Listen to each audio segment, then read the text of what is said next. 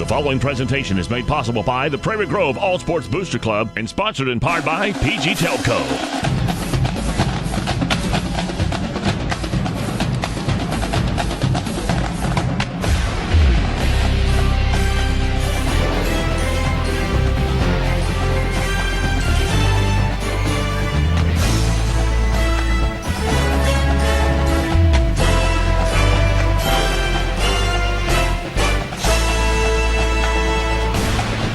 And welcome to a night of Prairie Grove Tiger football. On the behalf of the administration, Superintendent Alan Williams, Assistant Superintendent Vol Woods, Athletic Director Coach Mike Green, Principal Ron Bond, Assistant Principal Joey Saunders, and Head Coach Danny Absher, his staff, and the entire Prairie Grove Tiger football team, we want to thank you for joining us for tonight's game.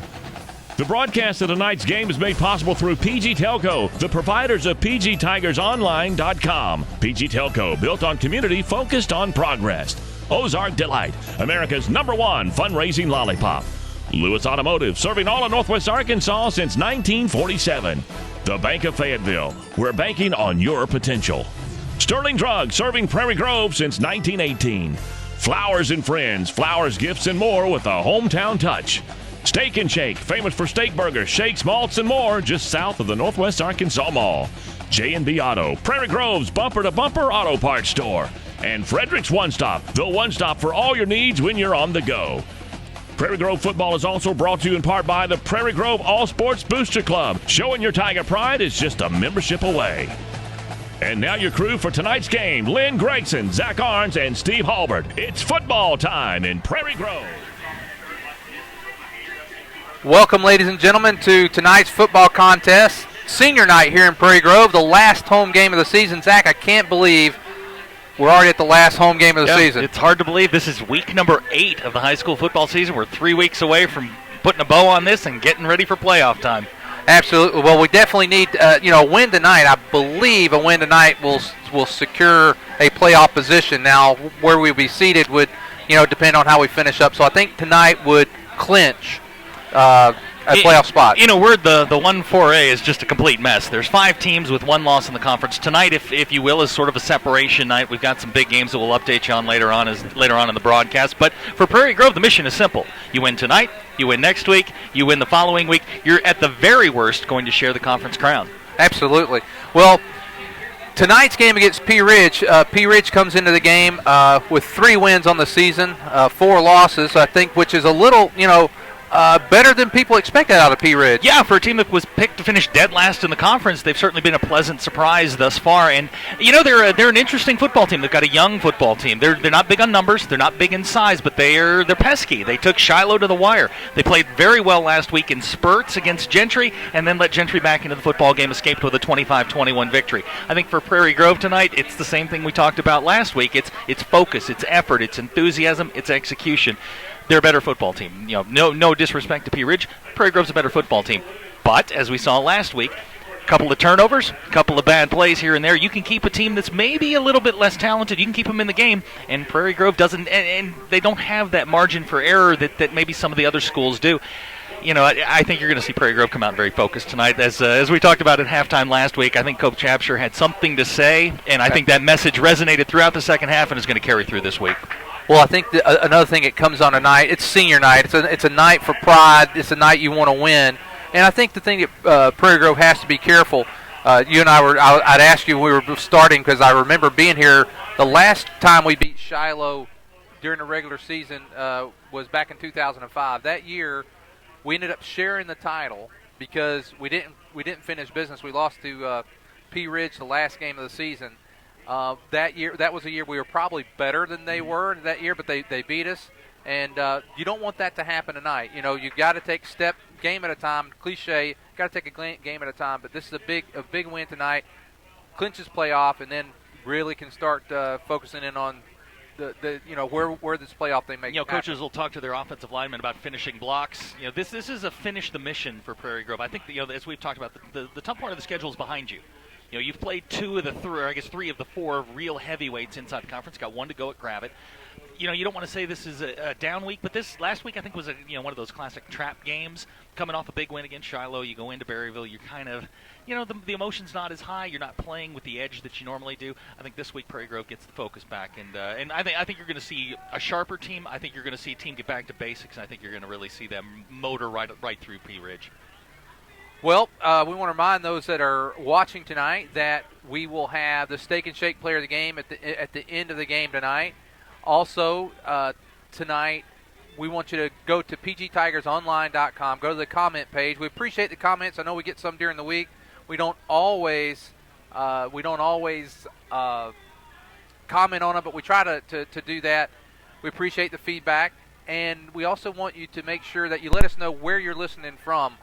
We can check a lot of that after to find out where people are from, but it's always nice to recognize them during the game. It's always nice to have a conversation with somebody watching the game, as we did 2 weeks ago with our friends from Shiloh. Absolutely. Well, I'll tell you what. Let's take a commercial break. We'll be back with a 7-minute Coach's Corner tonight. We're going to probably go to the field because Coach's Corner will take us right up to the game. So we're probably going to maybe we'll play the Coach's Corner tonight at halftime, and then we're going to go ahead and. Henry, tonight, I'm talking to the cameraman, we're gonna take the field as the players do for tonight's special, I think it's a pink out night or something. Yep. So we're going to take a quick commercial. We'll be back with you right after this. PG Telco is the proud sponsor of PGTigersOnline.com, where you can find out all the very latest of what's going on with all the sports teams right here in Prairie Grove. But PG Telco is more, a lot more. They offer phone, internet, long-distance services, and bundles, making it all affordable. And that includes DirecTV. For your home or office, staying connected to the fast-paced world is as easy as calling PG Telco. Call 846-7200. That's 846-7200. PG Telco, built on community, focused on progress. The Bank of Fayetteville, it's a bank, right? It offers all the services that banks offer: checking, savings, commercial loans, personal loans. They even have trust services, and they offer financial planning. And amidst all of this, they've even stepped into the new age, and they offer online banking. But with all of this progress and all these services, they still offer something the other guys have seemingly forgot. They know you by your name, and they treat you with good old-fashioned customer service. The Bank of Fayetteville, with offices in Fayetteville, West Fork, Farmington, and Prairie Grove.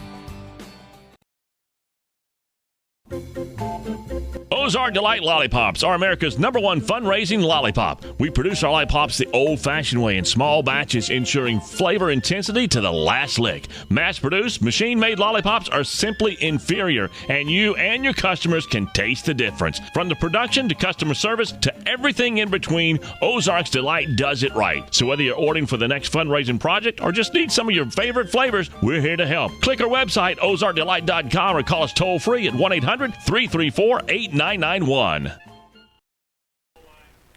Well, we're back with you, and Zach, let's talk a little bit about the conference right now. We got a 5-way tie between Shiloh, Farmington, Ozark, Gravette, and Prairie Grove. It's a muddy mess, and you're looking at point differentials, and the best way to go about this is just take it week by week. Tonight's an elimination night for a couple of teams. You got to look at the games going on. You've got Ozark playing Farmington. We've obviously lost to Ozark. We beat Farmington. Who do you root for in that game? I can't root for Farmington, but secretly we'd like for them to win. And then Shiloh's playing up at Gravette, which is going to be a great football game because Gravette's coming off the loss to Farmington last week. The 1-4A is so unpredictable at this point. It's I was looking at a mock bracket today, which had us as the 2 seed hosting the first round playoff game against Pocahontas. I have no idea where Pocahontas is, but I'm glad we're not going. It's a pretty good drive for Zach. And they even had a chart drawn up, and they were showing the longest drive in Class 4, which was, I think, Hamburg had to go all the way up to somewhere in northeast Arkansas. It was like from the Louisiana border all the way up to the Missouri border. It's just ridiculous, and it's not a good idea right now to talk about where you're going to go because it's so unpredictable. Absolutely. But for Prairie Grove, the mission is simple: win this week, next week, beat Gravette.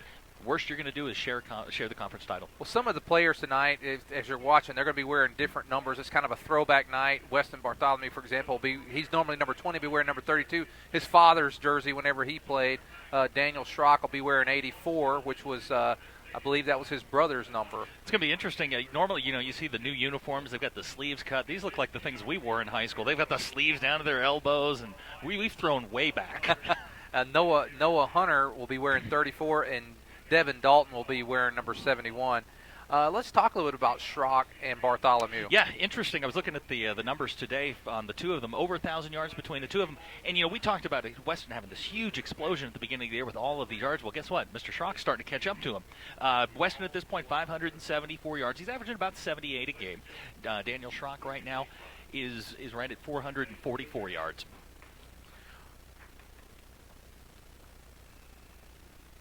We're going to take a quick commercial.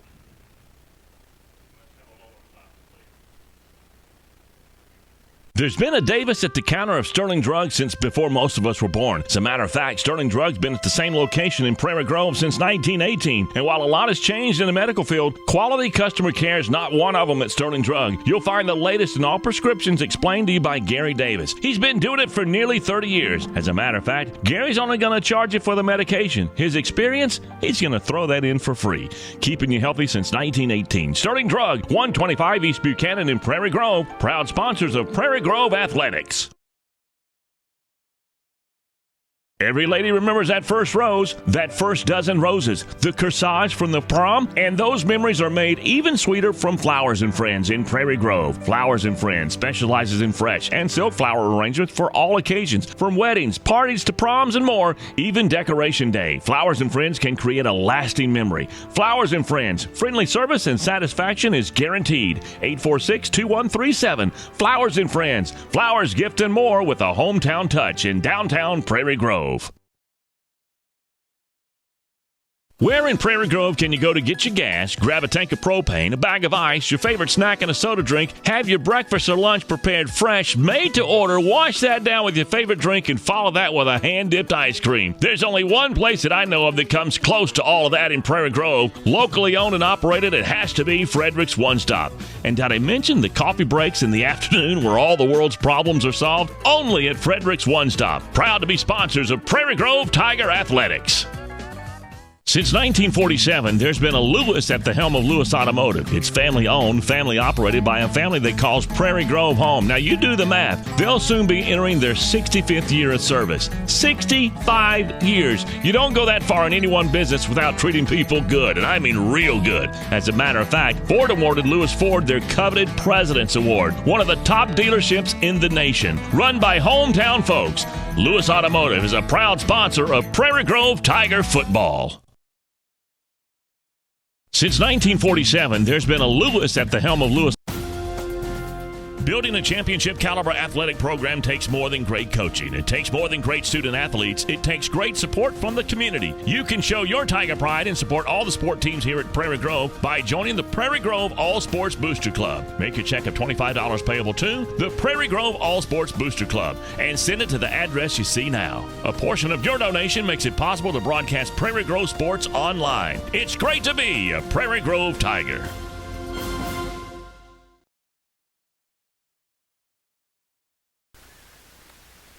Ladies and gentlemen, as we rejoin you, we went to a quick commercial break. There was a kind of a moment of silence, a couple of minutes there in honor of a recent passing here in Prairie Grove.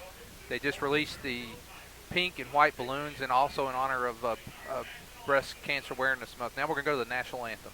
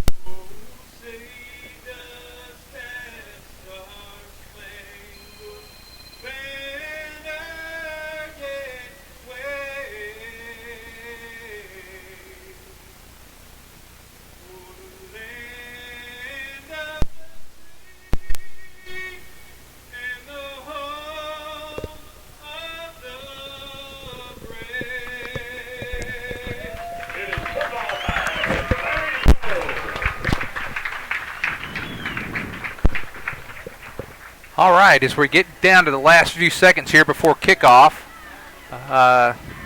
Prairie Grove has the seniors, looks like, going to come out here as captains tonight. Pea Ridge down on the west end zone as they get ready to come out through their bands out there to lead them. Zach, any final thoughts before we get ready for kickoff? Well, I think if you're Prairie Grove at this point, you got to start getting tuned up for the playoffs. I think as long as you take care of your business, you're pretty much in. You've got to start sharpening that knife again and get yourself back to playing Prairie Grove football, which is run the football, mix in some Cooper in the passing game. We've seen I think we've seen them get better in the turnover and penalty areas. We've seen some lackluster play at times. They've sort of gone into these lulls here and there, but then you get these huge explosions with the points again. And you're starting your power drive towards the playoffs. You don't know who your first round playoff opponent's going to be. You've got to start getting ready for grab it. This is a tune-up game for the rest of this for whatever's left in the season. And this is definitely the time to get it back in gear and get going. Well, here come the seniors. You got Trenton Southern and who's also is not going to play tonight, and you got Michael Bond, and it's really disappointing. Michael worked so hard. He's had he hurt his knee in 2010, and then he's again hurt this year, unable to play his last 2 years, and he's worked so hard, and it's nice to allow him to go out tonight to be kind of an honorary captain in a sort. Also, a lot of emotion here in the stadium tonight. Senior night, the passing of Cara Bartholomew. It's just, it'd be nice to focus on a football game for a couple hours, get that out of your mind, and get away from the real world for a little bit. Absolutely. Well, you got also out there tonight. You got Daniel Schrock, Kurt Singer, and Landon West as the captains that'll be out on the field tonight.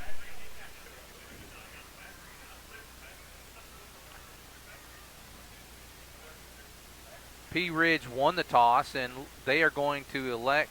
They're going to defer. They defer, which means Prairie Grove will get the ball to start the ball game tonight.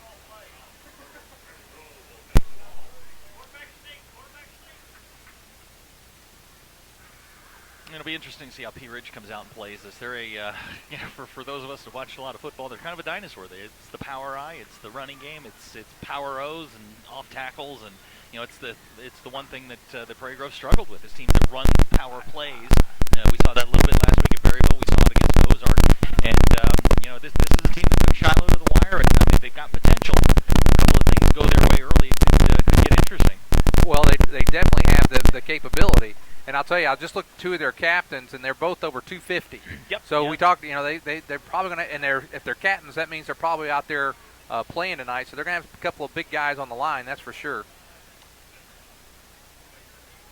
Zach, in any of your research this week, is there someone we really need to keep our eye on in Pea Ridge? Boy, they do a lot of different things. They've got a quarterback that can wing it around a little bit. He had a huge game against Shiloh. Came back last week against Gentry and just couldn't he couldn't hit anybody in the stands. They're a team that goes up and down and up and down, and they run. It's a tailback guy committee. If they get some momentum in the running game, they could. That is an offense that could cause a lot of problems if Prairie Grove isn't sharp and can get those scores and get ahead of them real quick. Going back to my original point, which is this is on Prairie Grove at this point. This isn't a team that's better than they are. They don't outclass them in any way, shape, or form. For Prairie Grove, if you go out and take care of your business and you play your football game, you shouldn't have a problem. Well, I guess the other part I would say tonight is that one of the things Prairie Grove had a tough time with last week was Berryville didn't do anything fancy. Nope, nothing. And I think you're going to see a little bit of that tonight from Pea Ridge. Well, we're getting ready for the kickoff, and kicking off will be number 56 for Pea Ridge. The biggest kicker we've seen all year. There's no question about that. Will Klein, 5'11", 208. He looks bigger than 208 from here.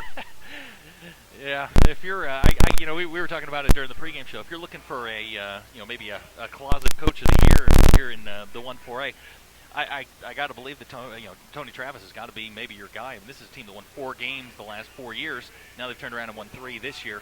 With the potential to win more of that as the season winds on. Well, Halbert is back deep for the Tigers. There's the kick. It's going to short. Looks like Landon West is going to fill it right about the 20-yard line. Landon's gets to the 25. He's looking for room, and he's spotted there about the 33-yard line. Landon West tackled by number 56, Will Klein, the kicker, went down and made the tackle. Looks like I'm spotted at the 31, so that's where the Tigers will take over 1st and 10. Be good to establish something good here on the first drive. Cooper Winters comes out. Center tonight is Creighton Ledbetter. Schrock and Bartholomew in the backfield. First, that's number 32. That's Weston Bartholomew. Weston Bartholomew. Come on, man. His dad's sitting right next to you. Yeah, and he's wearing his dad's number tonight. It was a little. I'm used to seeing 20 still, and I knew that was coming tonight. Well, if you need to know who 32 is, lean to your right. He'll tell you. Bartholomew gets up close to about the 38-yard line. Second down, let's call it 4 for Prairie Grove. There's a fumble on the play, just off the snap there. I think Cooper gets it back, but gets maybe lost maybe a half a yard on the play. Now it's going to be 3rd and a long 4. Yep, there's that edge we were talking about. Not sharp on the center quarterback exchange, but certainly a manageable 3rd and 4. You know, I like the pop pass to Jared Murphy. You know, I love that play. He just went out, so I think so we're not going to get. You're not going to get that on this play. Winters alone in the backfield here, and they're coming this time. Nice block there by Ledbetter. In and out of the hands of John Halbert. You know, they brought the blitz and picked up well there by Ledbetter. He gave Cooper a little more time. Yeah, he read the backside blitz. He came out, he picked him up, gave Cooper a little bit more time. Yeah, throw was a little bit inside, but that's all right. It's punt the football, play defense. Defense has been pretty good here the last couple of weeks. Well, 3 and out there for the Tigers, and so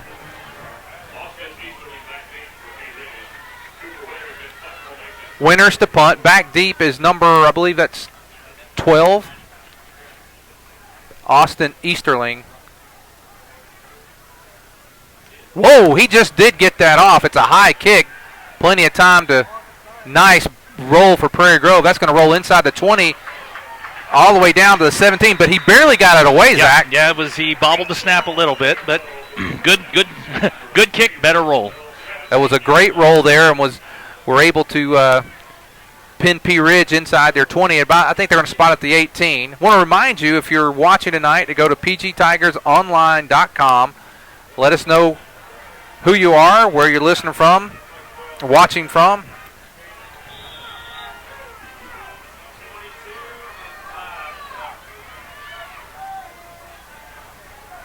Yep.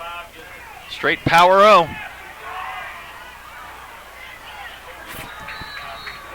Colby Elkins on the stop, but that was a nice run right up the middle there by Joel Thomas.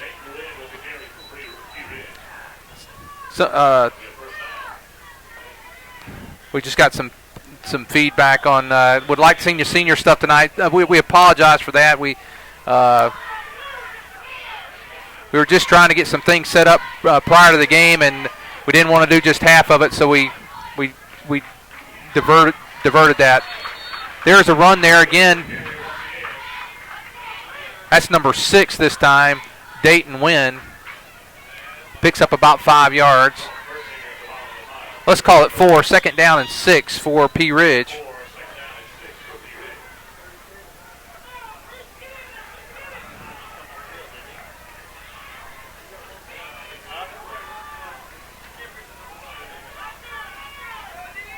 Austin Easterling, the quarterback, he hands again.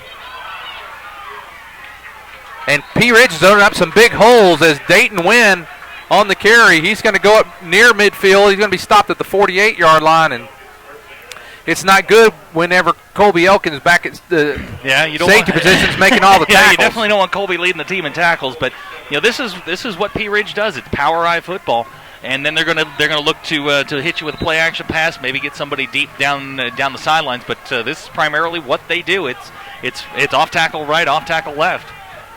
1st down and 10, ball at their own 48. Pea Ridge this time up the middle. They're going to be stopped there. That's the first Braxton Cottle for Pea Ridge. Murphy in on the tackle. Kurt Singer and Schrock also helping out. Dalton Falk also coming in to help. So going to bring up 2nd and 10. Boy, with some big holes on those runs there at the first 2 or 3 plays. You know, for Pea Ridge, it's not a real complex offense. It's pull the guard around, run the quick power over the tackles, and it's the same play, different that running time back. met by Drew Sugg, and Wynn goes nowhere that time. It's going to be it looks like they're on a spotting maybe right at the original line of scrimmage. So it's 3rd down and 10. You know, we blitzed that time, Zach, and missed them. And then good pressure from the outside, and I think the defensive coaches for Prairie Grove will start calling some run blitzes because this is not a team that's going to throw the ball a great deal. Well, it's 3rd down and 9. What would typically be a passing down, and they're going to hand off kind of the trick play not working there. That's the old Gus Wynn. Malzahn to Reggie Fish play. My guess is Coach Absher's seen an Arkansas game or two. Well, Wynn maybe he's stopped, and it's going to be 4th down and 9. So after a couple of first downs for Pea Ridge, Prairie Grove stops and they'll get the ball back. Halbert back deep. Number 15, Corey Lawson back deep to punt for Pea Ridge. Yeah, some folks here in the booth are telling us that was a Boise State play too there, Zach. I don't know anything about Boise State. There's a fumble. Halbert bobbles the kick, and he does get it back, but that's going to be just inside the 20. I see where they're probably going to spot about the 19-yard line. Big recovery there.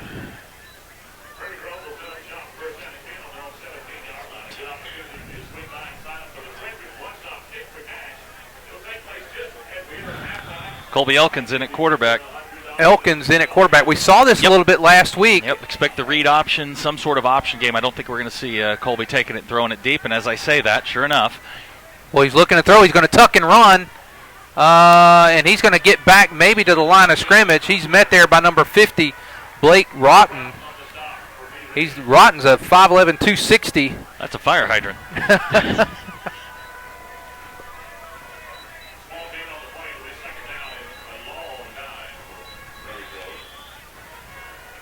Maybe pick up a yard for Elkins. They've got Winters out here in the slot. See what they do here this time. There's going to be the read option, and Elkins again, and he's hit hard again by Rotten. And I'm telling you, Rotten's a big kid, and he wraps up Elkins. I think it was the right read again, but nice play there by Rotten. Yeah, it's just that read option. You're reading the defensive end. If he crashes down, you keep the ball. If he stays out and reads you give it to the running back. Colby made the right read. I think he may have just cut it up just a little too quick. Looks like Cooper's going to take the snap this time. It's 3rd down and 7 for the Tigers.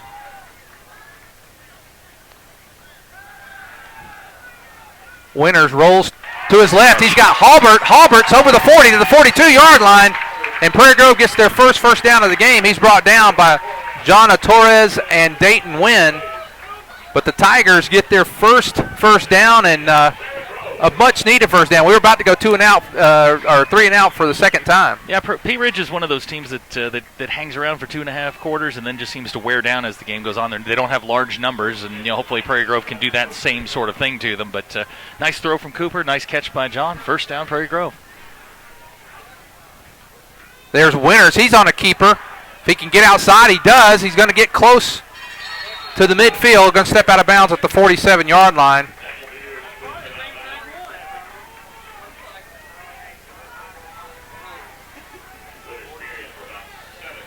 Yeah, that was a design play all the way. Cooper had no thought of throwing that one. He absolutely did. He picks up 6 yards on that run. I wasn't sure if he was going to get that much, but his speed helped out there, and it's 2nd down and 4 for the Tigers. West goes in motion. There goes Bartholomew around the left side. He's looking for room, cuts back, and he's met there. He's going to lose a couple yards. Number 27, Dalton Morgan on the stop. Well, they had that play. They were ready for that one, Zach. Yeah, they've got 32 kind of circled. It's I'm surprised we haven't seen Schrock carry the football yet. That worked last week. Schrock had a huge game last week. Here are 3rd and long. 3rd and 7 again. We just had a 3rd and 7, and Cooper comes under center. Halbert is the wing back on this play. He goes in motion.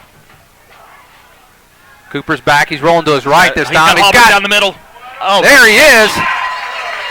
Christian Denton on the reception, and another Prairie Grove first down, getting along 3rd and 7. Yeah, he had his choice of either Christian Denton or John Halbert. John Halbert split the safeties down the middle. He was wide open. Christian was wide open. Easy throw for a guy like Cooper. Well, he gets inside the Blackhawks 40 to the 38-yard line, and now Prairie Grove is in business. 1st and 10 for the Tigers. If you're just joining us, 5 minutes, 12 seconds to go in the first quarter, 0-0. Better put our scoreboard up here.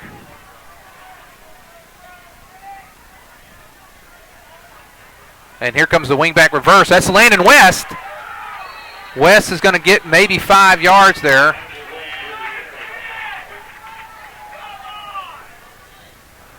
And that's Rotten again on the tackle. He scored on that play last week, had it called back by a holding penalty, but Landon's getting a little bit more shifty as the season's going on. Well, he also, I think he came back and got a touchdown after that, too. They got one called back, and then he scored one later.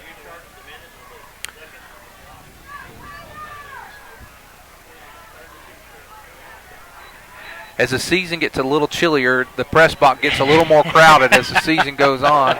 This is like a safe haven for people up here.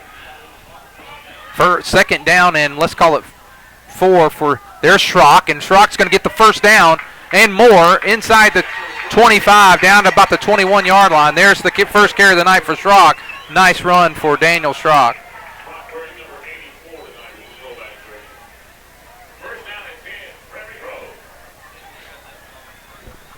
I don't know if I'd be too inclined to jump in front of Mr. Schrock.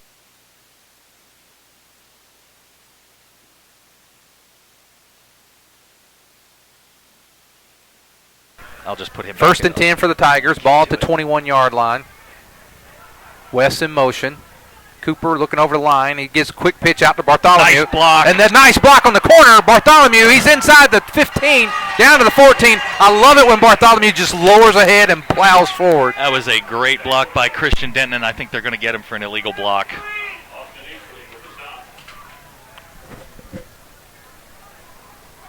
I thought that block was clean. If that's what I don't. I don't know about that. Did they call it a clip or just a low block? They called it a clip on Christian. Well, that's going to negate the nice run. It's going to back it up. I believe that's a 10-yard penalty, so it's going to back him up to the 31. That should be a spot foul, if I'm not mistaken. Oh, if it's a spot foul, I'll tell you what, though, Christian had his head in front of the Pea Ridge defender, and he hit him clean. He changed it to a block in the back. If they called that on Christian, he had his head in front of the defender. It was a spot foul, so we lost 12 yards on that because it happened behind the line of scrimmage. So it's going to be 1st down and 22 for the Tigers. 4 minutes, 6 seconds to go here in the first quarter. No score yet in our ball game. This is Prairie Grove's 2nd possession. There's Schrock right up the middle. Schrock gets close to the original line of scrimmage. I love Daniel. He just looks for contact. It doesn't matter where it is, whether he's at the 1st level, the 2nd level, or the 3rd level. He's looking for somebody to run over. Pickup of 8 yards. It's going to 2nd down and 12.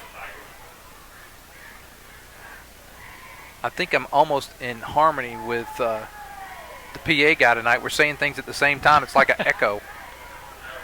2nd down and 12.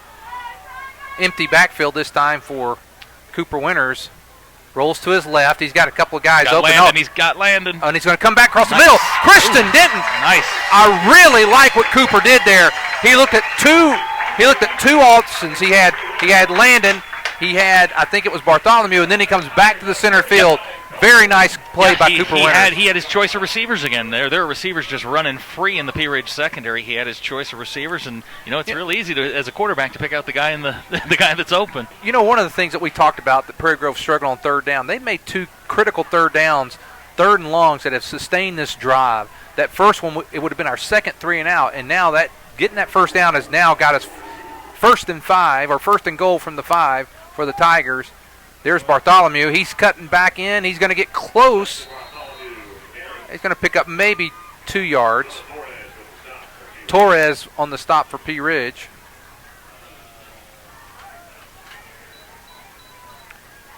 Second down and goal. Ball at the 3-yard line.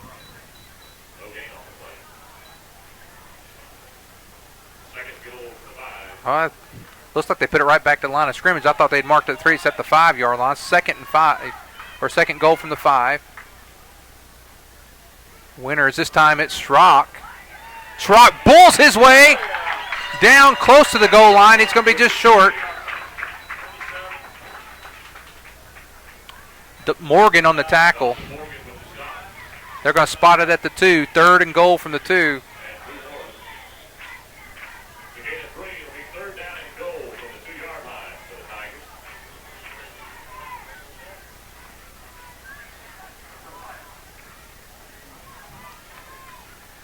I backfield. This time Bartholomew, and he's wrapped up. I think he's going to be short.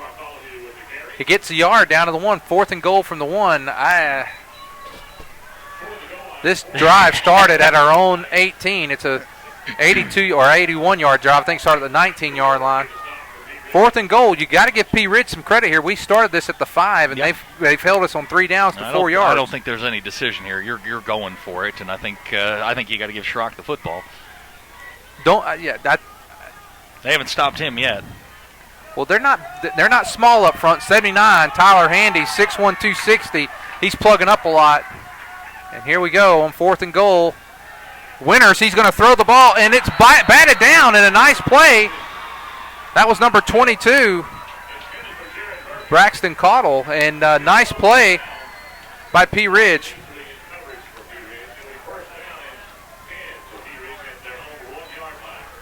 I like the call. I mean, it's an aggressive call. You look for a little bit better execution there. Jared fell. The pass wasn't quite on target. Well, it got tipped. And worst case scenario, you leave him at the 1-yard line, and hopefully you get a quick stop and get your field position back and get the ball. But as we've talked about before, opportunity gone by the wayside. Well, what happened? This is very similar to the Ozark game. We got inside the 20 4 times that night, and if you count the 30, we were inside the 35, and we came away with 10 points that night. Yep. We can't do that tonight. No, not tonight. You'd like to, little as we talked about, execution. That's going to back them up inside the 1, so this is an opportunity for safety here if we can make a good play here. I'm doing the stats tonight. How do I mark that? What do I give him, a 6-inch penalty? I don't have an answer for you there, Zach. First down. And he couldn't tell the ball carrier there. Number 6 is Dayton Wynn. He gets the ball out to about the 5-yard line. So second down and 7. Fast moving first quarter. We're just about out.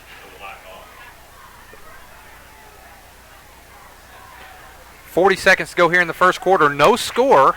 Prairie Grove 0, Pea Ridge 0. The Blackhawks with the ball at their own 5-yard line. Win again on the carry. He's stacked up there. He's a tough runner. It's taking a lot of the Prairie Grove guys to get him down, but we did our gang tackle, and that's nice to see. Now you can see Prairie Grove defensively is making the commitment to the run. They're playing basically 10 guys on the run to play the run, and John Halbert's out there on an island, out there on Rivas Island, on the wide receiver out there. Well, Colby Elkins was again in on that tackle, and the first couple tackles he made because they broke through the line. That time they came to him. That one he went to them. He addressed the ball carrier. Well, that's the end of the first quarter, and at the end of one quarter, it's 0-0. We'll be back right after this.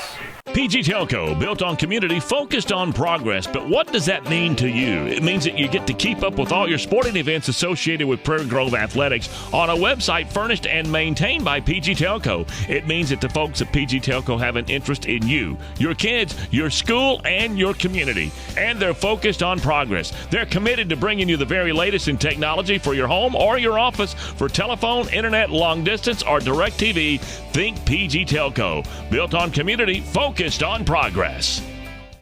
Whether in sports or banking, competition is healthy for a community. If you consider all the choices you have in banking today, the Bank of Fayetteville stands out. The founders of the Bank of Fayetteville realize the importance of giving back to the community, not only for the Tigers on the field tonight, but for the future Tigers to come. The Bank of Fayetteville believes that the folks of Prairie Grove have great potential, and they have that one goal in mind to help you reach that potential. You see, with this thought process in mind, the community wins. The Bank of Fayetteville, banking on your potential. Well, we're back with you as we begin the second quarter. We can report a couple of scores to you. Okay, go ahead. Games of interest. Shiloh currently leading Gravette 7-0, 5:40 to go in the first quarter. Farmington's up on Ozark 7-0. Okay, well, those are two very important. You might want to, you know what? Those are going our way. Yeah, and you may want to pass that along to Jake so he could make that announcement here. We also want to recognize some of those that are, after this play, to those that are making comments on the comment page. 3rd down and 5 for Pea Ridge. And that's Wynn. He's going to be close to the first, but I think he's going to be stopped short of the 10, so he's not going to get the first down. Tackle there, number 14 for Prairie Grove, Brandon Nodier. Denton also and Jacob Call on the stop. Those that have been out there, we've got David Lehman. He's listening again. David, thank you and watching. And then don't forget the volleyball team will be playing Pulaski Academy Tuesday in Jonesboro. He's going 4th and 1, and he's at his own 10. I think he's trying to draw him off. I do too. I mean, he has got, this is extremely dangerous. He tried it. Yeah. You know what? Good try. Yeah, the volleyball team, Zach, will be playing Tuesday. It's the state playoffs, first round in Jonesboro. They'll be playing Pulaski Academy. We always get asked to broadcast that, and just so that those that volleyball, we would like to do some of that. We are short-staffed when it comes to that. We are all volunteers. We have regular jobs, and we don't have a load of folks that we can load up and go down there. But we need to find a way, and we do need to find a way to possibly broadcast some of the volleyball. If we don't do it this year, I know that that'd be good for some of the people maybe want to see the seniors, but we can figure that out. Also, got some out there questioning calls and some of the offensive stuff tonight. That's what the comment page. And then Marianne, our loyal watcher, she's there watching us, and appreciate that. We need to send her a fruit basket or something. She's with us every week. Oh, and another score of interest here in the 1-4A. Berryville and Gentry tied at 0 after the first. Well, somebody's getting their first win tonight. Well, one of them's going to get their first win in the conference tonight, and we haven't seen Gentry yet, but I tell you, I could not believe after watching Berryville that they had been beaten like they had, because they had done they did a nice job against us. Okay, it's 4th, and they call the timeout to punt. They try to draw Prairie Grove offsides. Prairie Grove should get good field position. Low punt. Halbert's going to just let it go. It's going to go out. Well, I don't think the ball ever went out. Stopped right at the 44-yard line. So Prairie Grove's going to have great field position. We talk about this a lot, and that is when you've got the field position, take advantage of it. And now Prairie Grove really needs to punch this in, since they were stopped at the 1-yard line last time. You know, it's 0-0, but it just feels like Prairie Grove has complete control of the football game. The Pea Ridge offense isn't doing a whole lot, and Prairie Grove's gone 17 plays, 100 yards in the first quarter. It just feels like you're getting to that point where the explosion's about to happen. We need points.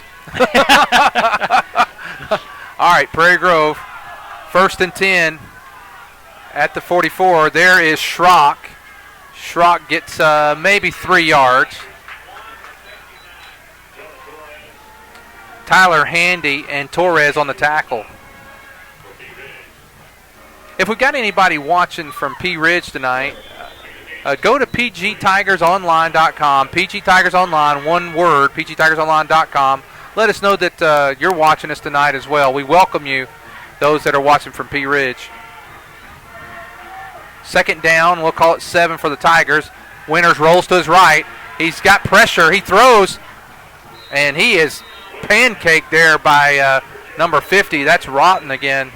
Dangerous. If you're going to throw that away, throw it out of bounds. I don't know if that's Rotten or Routon. It might be Routon. I'm going to start calling it Routon. We'll just call him Mister, because he is everywhere tonight. Blake Routon on the pressure there as Cooper throws an incomplete pass, going to bring up a 3rd and 7 again. We've had this situation a couple times tonight. Prairie Grove's passed each time out of the 3rd and long, and this is no exception. Cooper rolls to his left. He looks, throws, complete. Dalton Falk. Good catch, Dalton. He's going to be close to the first down. I believe he's got it based off of where the yard marker is and where they spot it. I think first down for the Tigers. Pea Ridge brought a corner blitz from the weak side, and Cooper rolled away from it through a great comeback route to Dalton. Like to see the receivers catch the ball with their hands. You know, he's hit several receivers already tonight. Yeah, he has. He's spreading the ball around. I know he hit Christian Denton a couple times. That time he's hit Halbert, and then that time Dalton Falk. 1st and 10. Here's Winters rolling to his right. He's going to throw deep. And that's Denton gets knocked down there. We probably got a little bit of a break. They got tied up, but the ball was in the air, and the ref. We'll take it. We'll take it. We'll take it. We'll call that a nice break for the Tigers. Yeah, they did get tangled up. I'm surprised Cooper threw that ball into double coverage, but every now and then you like Calvin Johnson, you throw it up and give him a chance to make a play.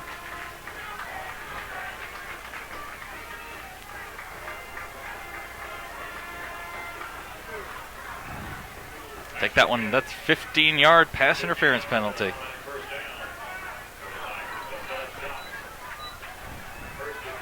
The Tigers have the ball now with that spot right about the 17-yard line. 1st down and 10. Tigers again in the red zone, 2nd time tonight. This time we need to come away with some points. And now this is an option here. Pitches to Elkins. Elkins is going to get probably 3 or 4 yards there. What, good non-block by Weston out of there. He could have held him. You just get in the way, let Colby make the cut. But that was an easy chance for Weston to get called for holding. Great, non-block, if you will. And that's really sometimes in that situation, all you got to do is create a little bit of space. Pick up a 3 for Colby Elkins. It'll be 2nd down and 7. Ball just inside the 15. Been very involved in the offense and the defense. Colby is only a junior. He'll be back next year. As will most of the team.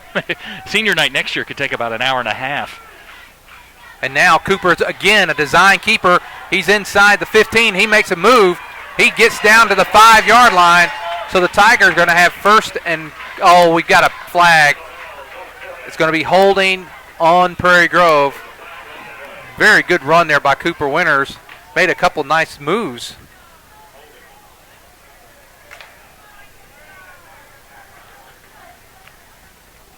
Looks like they may have gotten Jacob Call for that. He's getting quite a talking to.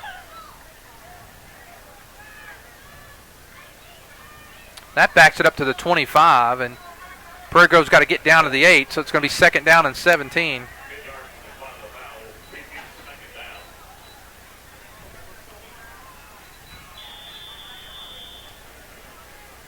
So the Tigers on 2nd down and 17, and need to get part of this right here, Zach. Winters rolling to his right.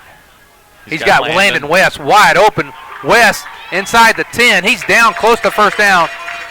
I think he's knocked out about a yard short of the first, but Landon was wide open. Yeah, Landon's leading receiver on the team came into tonight with 16 catches, just over 250 yards receiving, and sure enough, he's continuing on his path tonight. Another catch, big big in the scheme of the game here. Gets to 3rd and 1.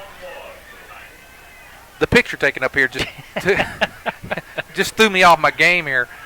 3rd down and 1 for the Tigers. I think I'd like a glass of Daniel Schrock right here, right for this 1st down. And I wanted it, but I don't know. It depends on where they give him a forward progress. He may have gotten initially, but being that they backed him up, they may not. Depends on where they're going to mark it here. Several Blackhawks they're going to give him anything. They're going to give him a loss. He got a little bit initially, and with that pushback. Now Prairie Grove's faced with another 4th and 1 inside the 10. The last time he was at the 1-yard line and did not make it. This time the Tigers. This is critical here. This would be 2 trips inside the 10-yard line, and came away empty the first time. The angle's sort of tough for Landon to kick the field goal, but boy, you'd sure like to. Bartholomew, he's not going to make it. It's a tackle there. Number 79, Tyler Handy. He's 6'1", 260, and for the second time tonight, the Tigers have been stopped on a 4th and 1. Last time, 4th and 1 from the 1. This time, 4th and 1 from the 10. And Zach, it's a familiar story. story. The Ozark game is very similar to this, and only conference loss. And don't want to jinx us or anything, but my gosh, this is not good. You know your history with the jinxes. I know. This is just like, same song, second verse. It's we need to get inside the 20, come away with nothing. Win on the carry. He stopped. He may have gained a yard. I do like the calls that we made. I got to give Pea Ridge credit. They've made some good defensive plays. There for a second, it looked like Weston had the first down fairly easy, and then it clogged up real quick. Give Pea Ridge credit. We're 7 minutes 40 seconds into the second quarter, and they're still hanging around, doing what they've done pretty much all year. And now they go to pass, throws, and complete. Nice play by the quarterback, Easterling. That was a good play by Easterling. Yeah, he got a corner blitz from Dalton Falk, made a nice play on the to get away from him, then complete the pass. It's 3rd down and short.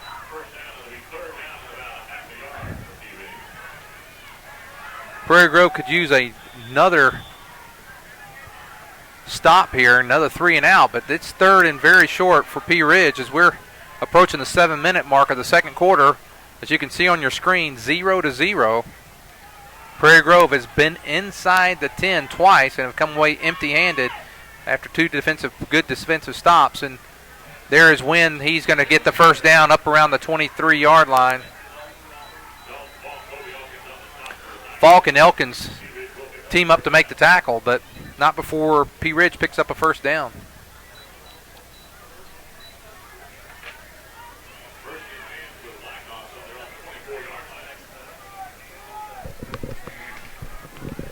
I'm no, as we've talked about, I'm no defensive coordinator here, but Pea Ridge has run 12 plays. Dayton Wynn has carried the ball on 10 of those. Just a note. There's a fumble, and the quarterback Easterling gets it back.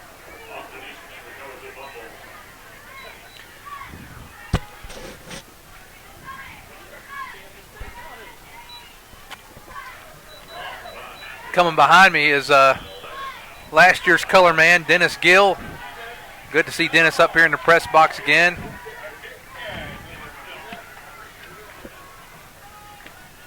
And it's going to be a 2nd down and 11 for the Blackhawks. Pitch. Again, that's Wynn. He's going to be met. Kurtzinger got him, and then Jared Murphy finishes him off. Dennis, you miss it up here? You want to come up and say a few things? No, I'm okay. All right, thank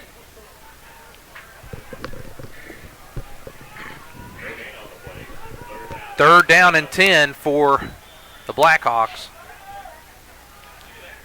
This is where you want to keep Pea Ridge. 3rd and long. They're not dynamic in the passing game, and Prairie Grove's got a pretty good front four. You can get some pressure, maybe bring our man Dalton Falk on the blitz. They go to the shotgun this time, and there's the blitz. There's the blitz. He gets it away. He's out of bounds. Hey, great play there by Christian Denton.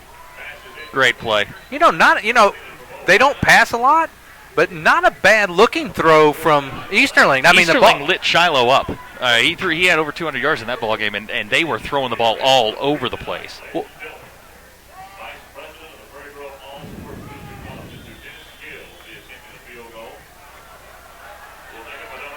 I was wondering why Dennis was up here, and they just said that he's going to be kicking the field goal for the Fredericks one-stop attempt at halftime, and now punting is Lawson.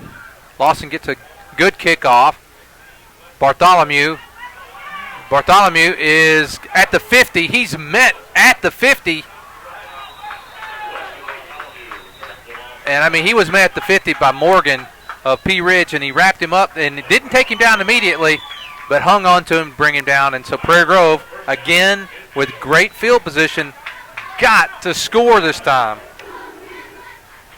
5 minutes and 4 seconds to go in the first quarter. Zach, you got any updated scores? I will get on that right now, sir. I will get you your updated scores. I'm going to check the comment page while we're between plays here. 1st and 10 for the Tigers. Ball at midfield. Shiloh and Gravett tied at 7. So are Farmington and Ozark. Looks like a screen play set up to Bartholomew. Read fairly well, but nice move by Bartholomew. Bartholomew, he's going to be down to about the 42-yard line. Number 79, Tyler Handy, comes to help out. Pea Ridge had 4 guys around it. When those defensive linemen rush through and nobody touches them, they get into that no man's land where it's like, why am I here? If Marianne just said that our word's cutting in and out. Marianne, you may want to just go back in and out and see if it's your computer. And if you still have the problem, let us know. 2nd down, 1 to go here. Quick pitch out to Bartholomew, and Pea Ridge has done a good job tonight really on that quick pitch. We've run it a couple times, and we haven't gotten much out of it.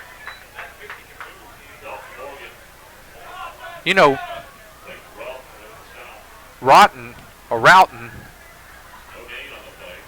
to be a big guy, he gets up and down that line pretty quick. No gain on the play, so it's going to be 3rd down and a couple here for Prairie Grove.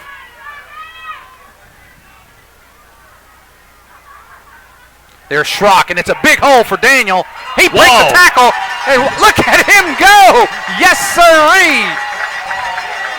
Daniel Schrock, when we call him the Moose, that's why right there. He just bowled his way over a couple, gets down inside the 25, down to the 23-yard line. Zach, that's kind of running I like. That'll get you fired up, won't it? You leave somebody in your wake, that's never a bad thing. 1st and 10 for the Tigers. Ball at the 23. There's the wingback reverse, and Landon West is going to be tackled. Maybe gains a yard. That was Caudle. Let's be honest, shiftiness is not in Landon's family. Nathan is not shifty. Connor's not shifty. Landon, just put your shoulder down, man. Nathan, if you go back and watch this, that was Zach making those comments.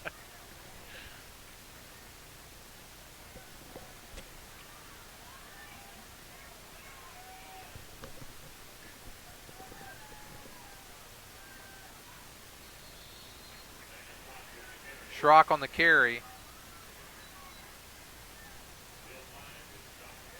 Klein on the stop, and it's going to be 3rd down and long again. Here we go. And being down around the red zone has not been necessarily a guarantee tonight for the Tigers. We're down to 2 minutes and 30 seconds to go in the first half. This is a very rapidly moving football game. Well, both teams are running the ball a lot, so that keeps the clock moving. 3rd down. This is the passing down here for Prairie Grove. Winters rolling to his left, looks, throws, complete. Nice catch. Christian Denton, and he is, what a couple of nice moves. Looked like a move out of a video game. Christian is a senior. It's senior night, and right now, I know it's early to talk about players of the Steak and Shake player of the game, real early, but he's my first thought so far. He's done a lot. He's made a lot of catches. How many catches he got tonight? That would be his. Let's see here. His 3rd catch, 44 yards. And they've been nice catches, and that was another 3rd down. And how are we on 3rd down conversions That would tonight? That would be 4 out of 7. That's a lot of 3rd downs here in the first half. We're now in the red zone again officially tonight for the 3rd time, and this time we got to come away with some points. And there's Cooper. He's under pressure, throws, and incomplete. Nice defensive play there. Nice. See, that was 22 Caudell on the pressure, and then number 11 Ricardo Schneider on the coverage. Nice play there by Pea Ridge. Schneider is a big boy, 6'3", 226. He's a good-sized defensive end, and until now he's been pretty quiet. So the right side of the offensive line's done a nice job. Any other scores updates? It's 7-7 Ozark Farmington and 7-7 Gravett and Shiloh.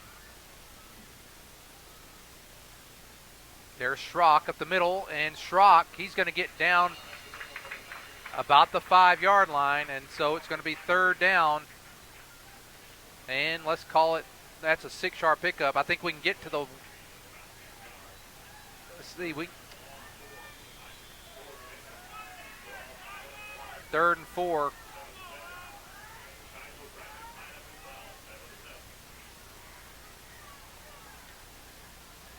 Zach, we can get a 1st down this time without a touchdown. But I'd like to just get that 6.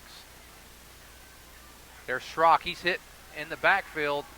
He doesn't go down easy, but it's going to be 4th down. And maybe this time we take some points and bring in. I think you got to take the points on this one. You're right in front of the goalposts. Bring Landon in, get the points. The wind is going against him. I don't think.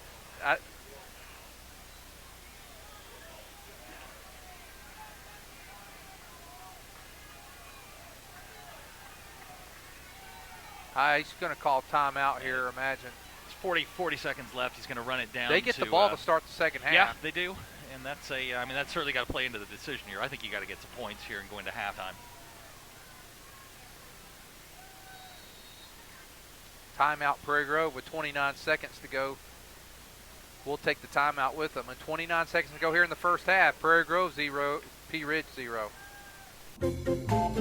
Ozark Delight Lollipops are America's #1 fundraising lollipop. We produce our lollipops the old-fashioned way in small batches, ensuring flavor intensity to the last lick. Mass-produced, machine-made lollipops are simply inferior, and you and your customers can taste the difference. From the production to customer service to everything in between, Ozark's Delight does it right. So whether you're ordering for the next fundraising project or just need some of your favorite flavors, we're here to help. Click our website, ozarkdelight.com, or call us toll-free at 1-800-334-8991. I want you to try and imagine all the progress that's been made in medicine since 1918. Now try and imagine the progress that's been made in the insurance business as well. Needless to say, the changes have been massive, but Sterling Drug in Prairie Grove has kept up with it all, and Gary Davis and his staff are ready to provide you with the latest and most effective drugs, and they're going to work with your insurance companies as well. While there have been massive changes in medicine and insurance, one thing that has not changed is the quality professional care you'll receive from Sterling Drug. Sterling Drug, keeping you healthy since 1918. Well, Zach, it's going to be 4th down and 6 from the 6 to bring in Landon Allen. He's going to place the ball right on the 5th. Well, he's going to move it just inside the 15. So this is going to be I guess this would be a 24-yard attempt. He's right in the middle. Oh, let's get some points. We fake it and we get 6 points, I'll take it. But if not, let's get the 3. Snap good. And it looks good. And with 25 seconds to go in the first half, Prairie Grove strikes finally 3-0. And Zach, we'll definitely take that. We're going to stay with you through this transition. Zach, we have been inside the 10-yard line 3 times. 3 points. That's an average of a point per trip. That's not exactly what you're looking for. But I don't think Prairie Grove feels like they're in any danger here. I don't think Pea Ridge's offense is dynamic enough to put up 28 points in a quarter. So you can you can afford to take risks. And as you pointed out during the break here, Pea Ridge is going to get the ball to start the second half. So get the points now, get the lead, and play the second half. You're down to 24 minutes. The one thing that does concern me about Pea Ridge, though, they did put up 34 on Shiloh. Yes, they did. I mean, so the capabilities there, and I've watched Easterling now throw the ball a couple times. He's not, could they change up some things in the second half? But Prairie Grove has moved the ball extremely well. It's just we've been slowed down when we gotten in the red zone, and particularly inside the 10. 25 seconds to go here in the first half.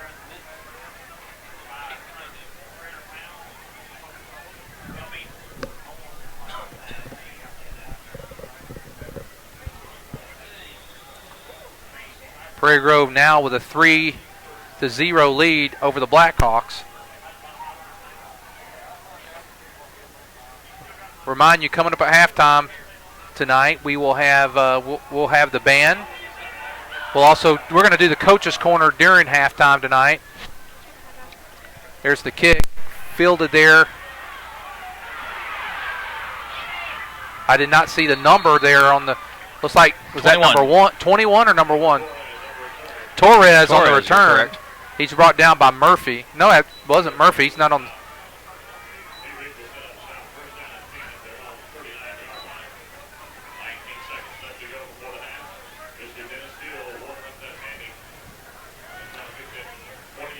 19 seconds to go here in the first half. It's Prairie Grove leading 3-0. I think if you're Pea Ridge here, you go to halftime. Well, Pea Ridge is lined up. They're wide open here. They got three receivers out, and the ball That's exactly it's intercepted. why. The ball is intercepted by Cooper Winters, and Winters call a timeout. Well, here we go. We got 11 seconds left. Yep, and that's exactly why if you're Pea Ridge, you go to halftime. You're getting the ball first. You're not going to score in 19 seconds. Wow. And now what a turn of events. And I think you take a shot or two at the end zone with 11 seconds. And you know what the heck? If you can get a first down here, that's not outside of Landon's range. No, absolutely not. I think you run a quick play, you call a timeout, and you give Landon a shot. Well, what a turn of events. If we run this right, we should get 2 plays out of this, Zach. Empty backfield for Cooper Winters. He's back. He's rolling to his left. He pumps. He throws. He's going to the end zone, and there's no one there. We're going to have 5 seconds left.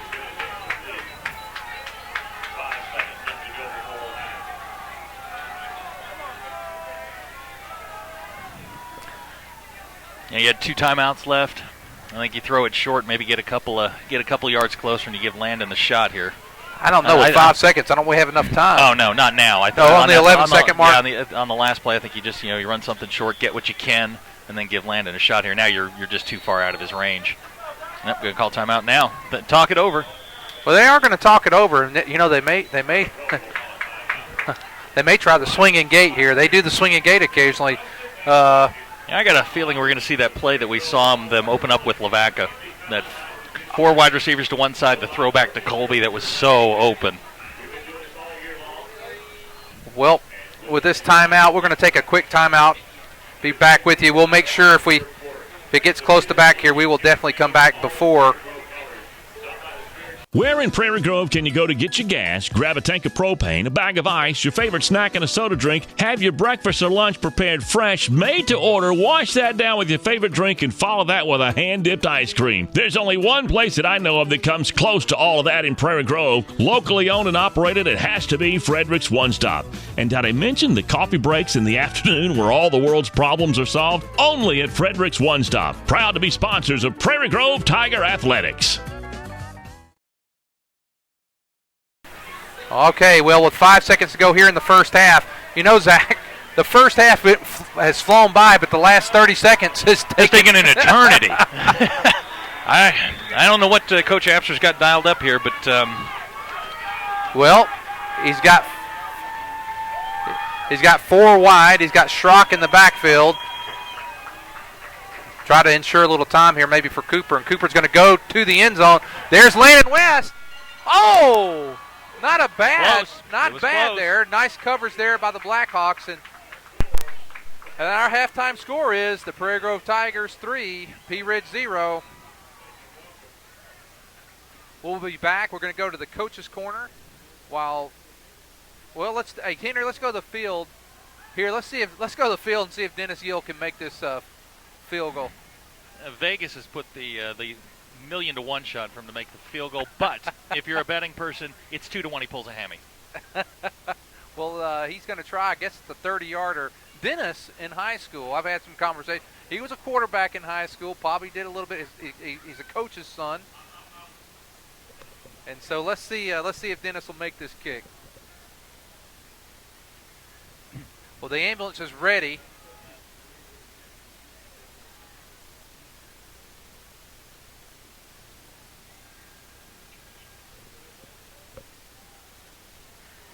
Oh, he's taking the jacket off. Dennis Gill, with all this showmanship, he better at least come close. Better get off the ground. Straight on. There he goes. Oh, he's doing the old style, the George Blanda. Dennis Gill's kick. Oh my God! It is good. Good. Yes.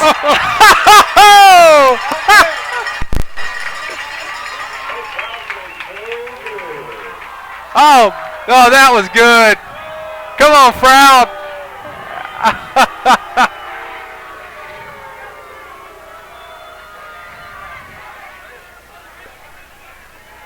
Look good from here. It looked good. Of course, I missed them all last week in Berryville, so what do I know?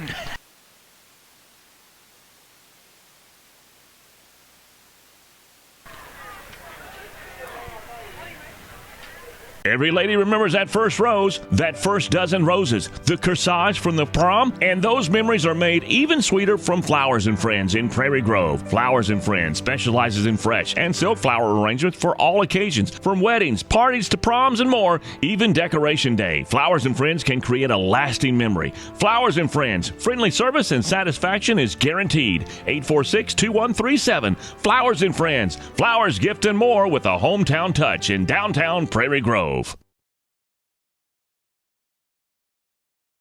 It's time now for the Coach's Corner, brought to us by Lewis Automotive, serving Northwest Arkansas since 1946. What does it take to win a President's Award from Ford Automotive? It takes hard work. It takes dedication, teamwork, a lot of the same ingredients that Coach Absher looks for in his Tiger football team. Well, at Lewis Ford, they won the President's Award because they delivered award-winning service before, during, and after each and every sale. This corner brought to us by Lewis Automotive, serving Northwest Arkansas since 1946. What does it take to win?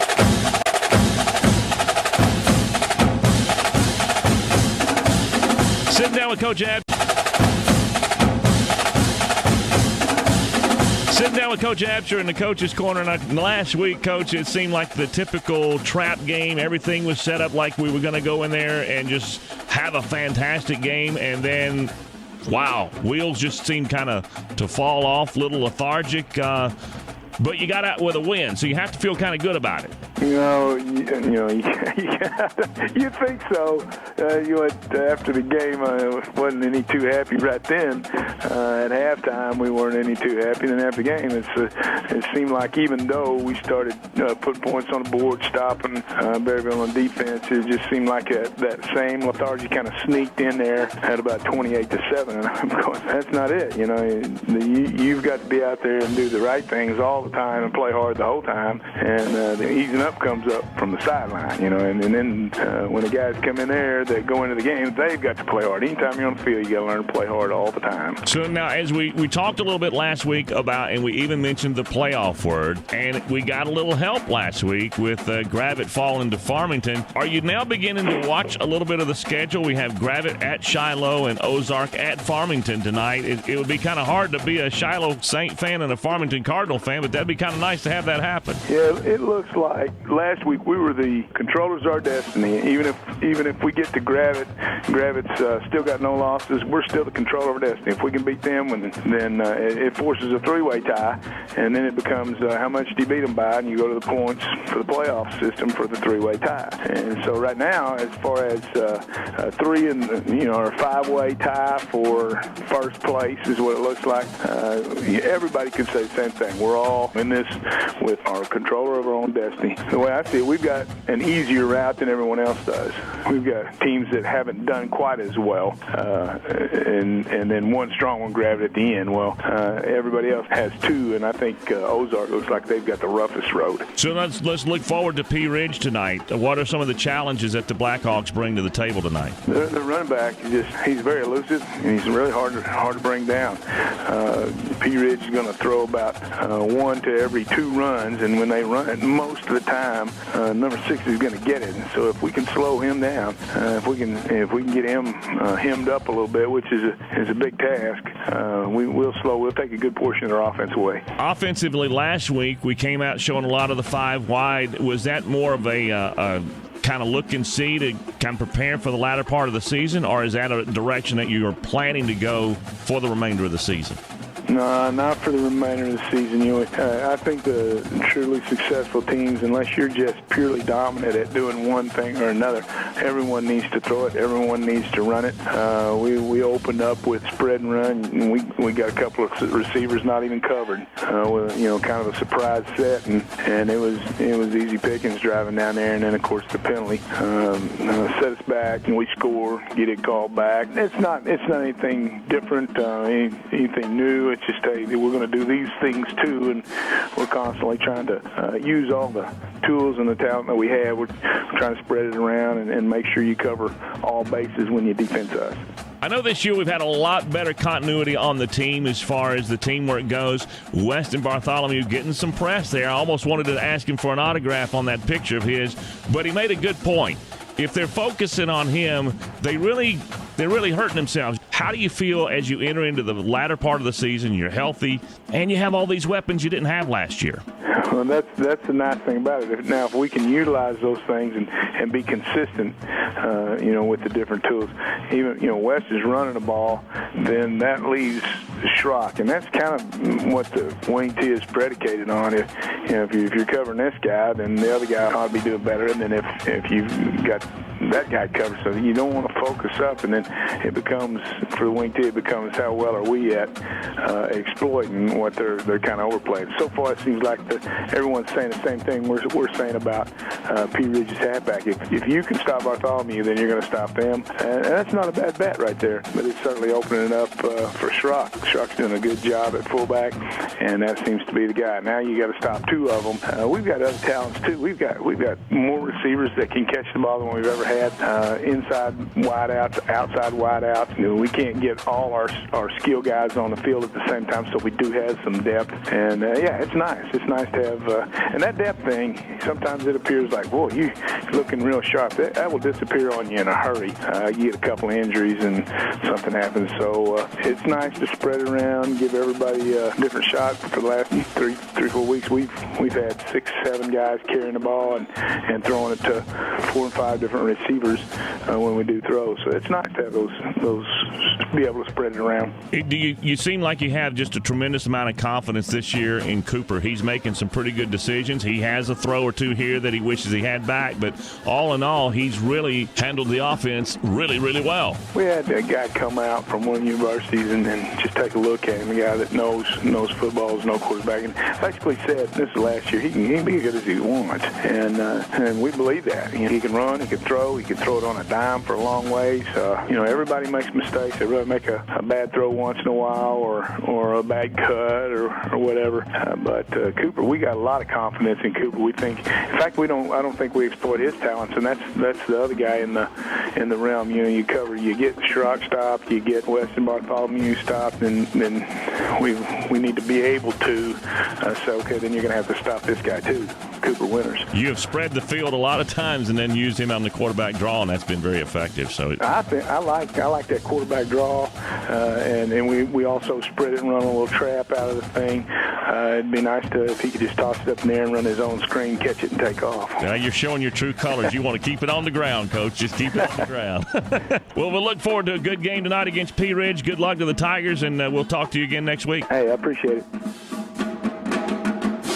Since 1947, there's been a Lewis at the helm of Lewis Automotive. It's family-owned, family-operated by a family that calls Prairie Grove home. Now, you do the math. They'll soon be entering their 65th year of service. 65 years. You don't go that far in any one business without treating people good, and I mean real good. As a matter of fact, Ford awarded Lewis Ford their coveted President's Award, one of the top dealerships in the nation. Run by hometown folks, Lewis Automotive is a proud sponsor of Prairie Grove Tiger football.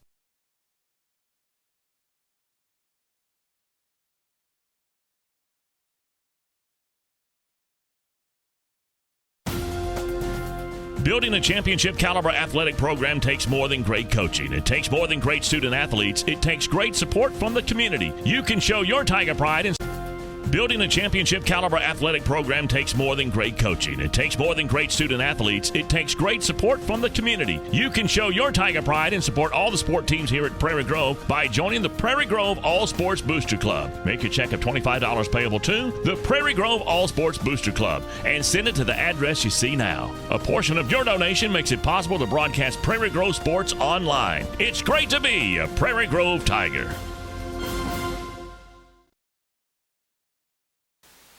Right out there. Okay, we have the band out right now and getting ready for the halftime show with the Prairie Grove Band. While they're getting set up, we can update a couple of scores. Okay, go ahead. Things are getting kind of interesting. Farmington Ozark tied at 14, and Gravett has just scored to make it 16-14. and those are both I in halftime. So we're going to go to the band now and let you enjoy that. We're going to see if we can pick up as much of the sound as possible. And Zach and I will join you after the band performance.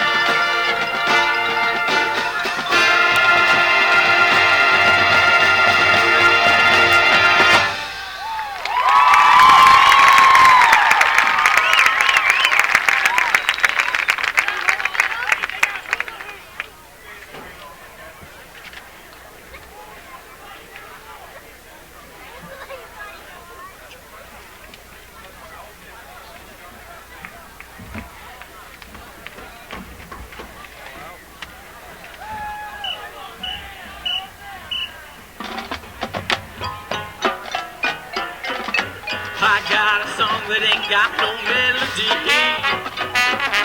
I'm gonna sing it to my friends. I got a song that ain't got no melody. I'm gonna sing it to my friends. Will it go round in circles? Will it fly high like a bird up in the sky? Will it go round in circles? Will it fly high like a bird up in the sky?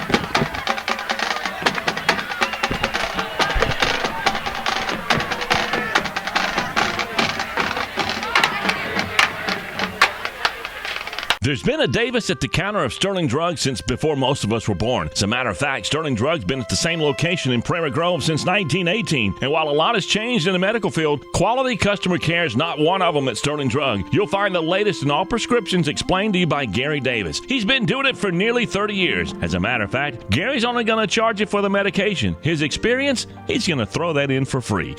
Keeping you healthy since 1918. Sterling Drug, 125 East Buchanan in Prairie Grove. Proud sponsors of Prairie Grove Athletics.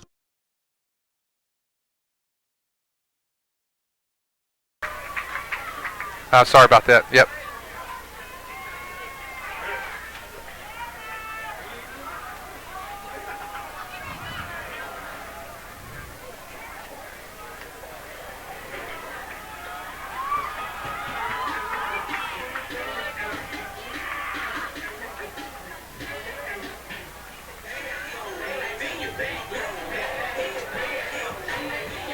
Hey, Henry, can you get a little closer?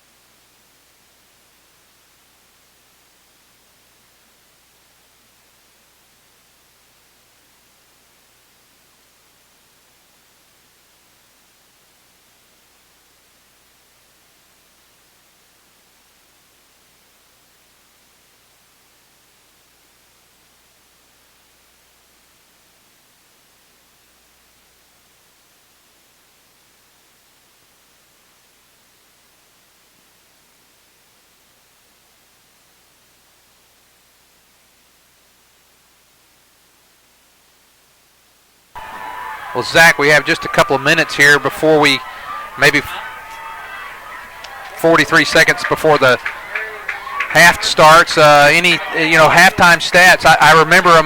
We're having to reboot the computer right now for the stats. So I do know that Prairie Grove had 100 yards passing, 173 yards total offense. Pea Ridge just 53. I mean, they're doing what they want. They're doing what they want when they want. It's just when you get inside the 20-yard line, everything seems to bog down. They had the one turnover at the end of the first half that Prairie Grove couldn't convert. And, to this point, I think Prairie Grove's gone up and down the field pretty much the way they want. And, you hope it continues and translates into points here in the second half. But, a big series here for Prairie Grove. You're going to give Pea Ridge the ball to start the first half. You'd like Landon to put it deep so so you can keep them backed up in their end. And, hopefully you get a 3 and out and get the ball back pretty quick and then get the offense back on the field. Well, Landon Allen preparing to kick, and back deep for Pea Ridge. I believe that's number 6. That's Dayton Wynn, who started off quick for Well, actually, that's number 8, Daniel Beard.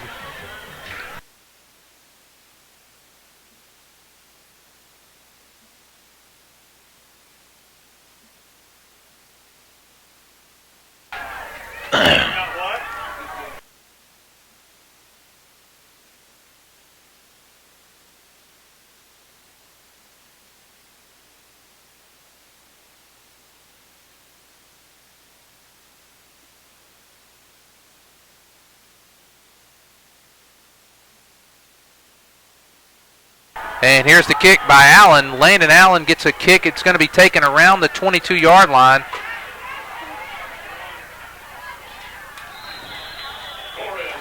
Torres on the return and brought down by Dalton Kurtzinger and Drew Sugg on the tackle. They're going to get the ball starting in pretty good field position. One of their better field position starts of the night at the 35-yard line. Pea Ridge. First and 10 to start the second half.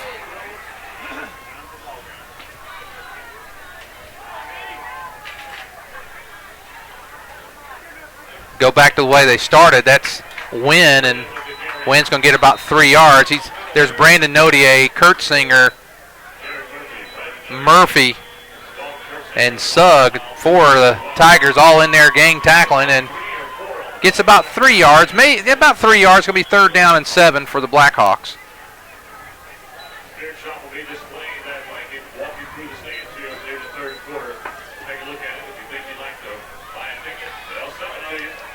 Second down. Here is. Oh, and there he's hit by. That's Jacob Call, and he sticks Wynn that time. Wynn looked like he had a little room, and then here comes Call out of nowhere, and he bangs him up real good. Yeah, and to this point in the game, Pea Ridge has had no running room except for that first drive, and Prairie Grove, I think, feels pretty confident that their defense can shut them down. It's just, can you get the offense going well enough to get a few points on the board and put this thing out of reach? Because I think if you got 10 points up or 17 points up, I think this game's pretty much out of reach for Pea Ridge.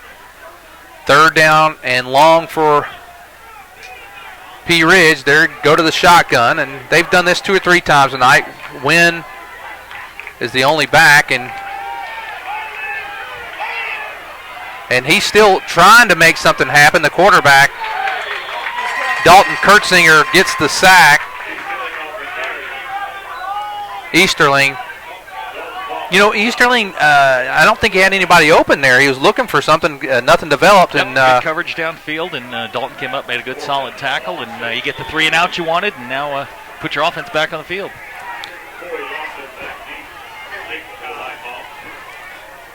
Bartholomew and Halbert back deep. Kicking is Corey Lawson, punting the ball for Pea Ridge. And high snap. Ball gets away, good kick. Bartholomew's going to let it bounce, and it's going to take a Pea Ridge roll and gets down inside the Prairie Grove 20, down to about the 18-yard line. So that's where the Tigers are going to start their first series of the second half.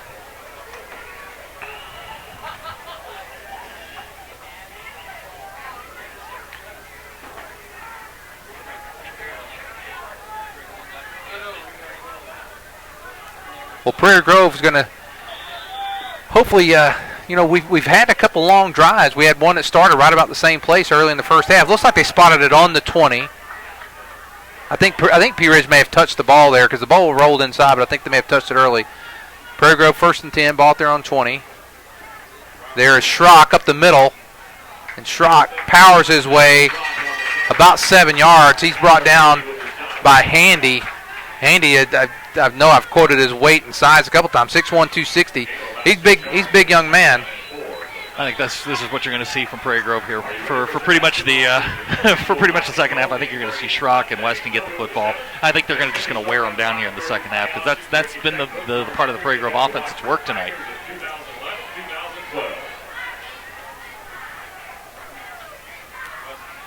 Bartholomew makes a couple of moves. He's out over the 40, and he gets over the 42 to about the 43, 44-yard line. Ricardo Schneider on the stop. You know, Ricardo, like you said, he's 6'3", 226, but he's only made a couple tackles tonight. I'm surprised we hadn't called his name a little more. Yeah, he's a big, strong, physical kid, and they've done a nice job on him. They've isolated him and kept him away from the ball carrier. You know, Weston Bartholomew tonight, earlier at the first half, had 7 carries, 2 yards, and so that gets him a nice run there of about 16 yards. So first down and 10 for Prairie Grove. Ball at their own 44. And there's Schrock. Schrock's going to go 10, 15, and there is the big Moose. And the Moose takes it into Blackhawk territory, down from our 44 to the Pea Ridge 44. You were right talking about this second half, that it was going to be, you know, right at them, and that's where Prairie Grove's doing.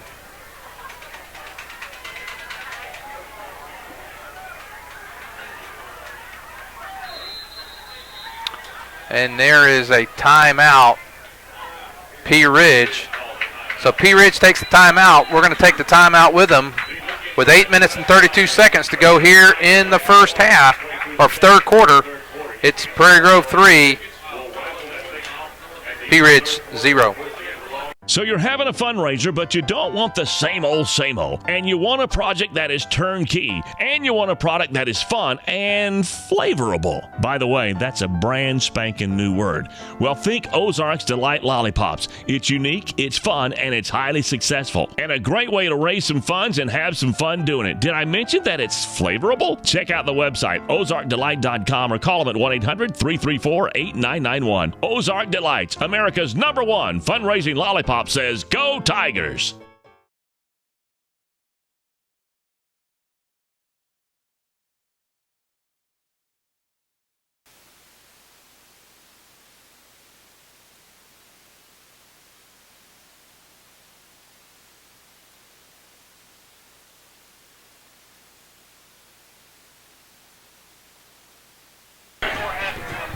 Well, we come back to you. Prairie Grove has the ball, first and 10, ball at the 39 after 3 big runs by the Tigers. Blackhawks take a timeout. That was an ugly dance, Zach. Up there. And there is Bartholomew. Bartholomew goes straight ahead inside the 35, down to about the 34, pick up a 5. Going to be second down and 5 for the Tigers.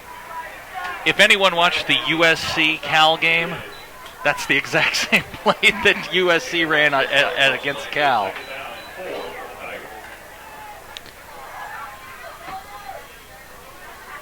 Five-yard pickup there for Bartholomew. It's been Bartholomew and Schrock on this drive, and fumble on the play, and I think Pea Ridge got that ball. The ball got kicked. Pea Ridge picks up a big turnover there. Zach, what happened there, he bobbled the snap, and one of the defensive guys kicked the ball away from him. He had it in his hands, but, you know, there's been some exchange problems tonight. I think that's the second or third one of those we've seen. Yeah, definitely the second one tonight, and it's, it's turnovers and penalties. It's what we've talked about all season long. Boy, I really am nervous. He had a good drive going. Oh, absolutely.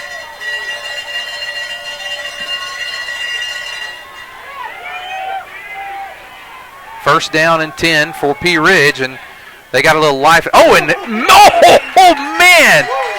what a hit there. Jacob Call, and now that's a dance for you, Zach.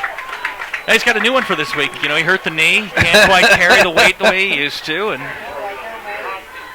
they mark him down at a loss of a half a yard, but I mean, that was a hit. He got stuck.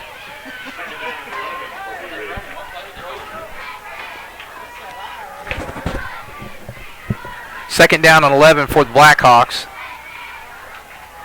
You know, Prairie Grove has let Pea Ridge stick around, and they're in this game despite the fact that Prairie Grove's almost tripled their yards. There's Wynn, and he's going to be, and there he is again, and he's going to dance for us a little more. Jacob Call. And they're going to be, that's about a 3-yard loss, and that's going to set up a, well, they're going to mark it a couple-yard loss, so third down and 12, and Jacob Call, we didn't call him much in the first half, but we're starting to call his name now. 6 minutes, 46 seconds to go in the third quarter. Prairie Grove leading 3-0.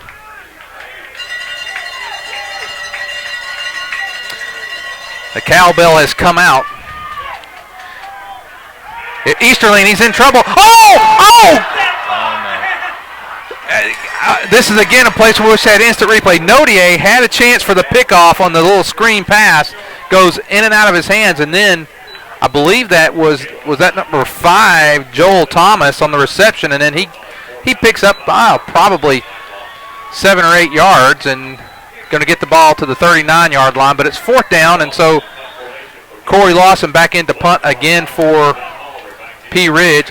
Albert Bartholomew back deep for the Tigers. 5 minutes, 57 seconds to go in the third quarter. Nice snap. Kick gets away, and, well, just going to let that one. That's going to be good for Prairie Grove. Prairie Grove's going to have the ball starting at their own 34-yard line.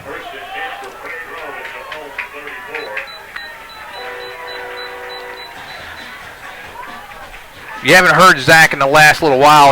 We had a little technical problem on our stat program, so he's working through that right now. So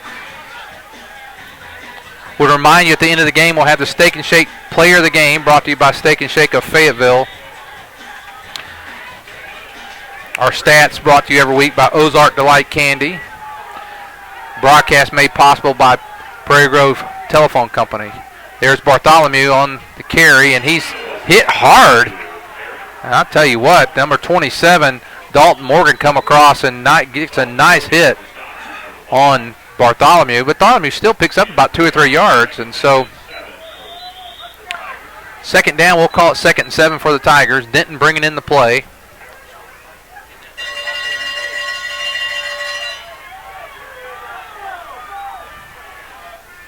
.5:15 to go here, third quarter. This time here's Schrock.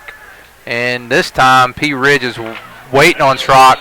A lot of them there, but Handy, big Tyler Handy, is the one who probably makes the initial hit.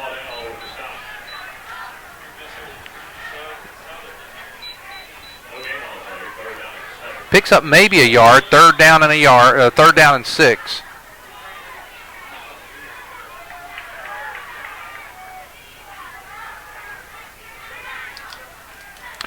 There's Winters rolling to his right. He looks, throws. It's complete. That's Halbert. He's got the first. And John, I like what he did there. He catches it, and then he sees he's in a little traffic, and he covers the ball up to make sure that he secured the ball. And now Prairie Grove, 1st down and 10, ball at their own 49-yard line.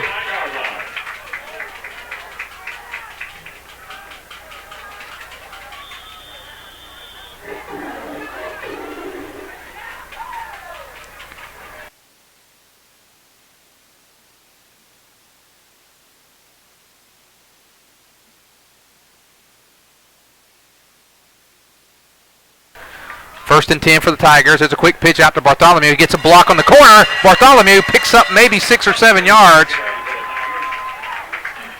That's Dalton Morgan on the stop for Pea Ridge. I think he's going to get about 8 yards on that play. Actually, yeah, it's going to be 2nd and 2 for Prairie Grove.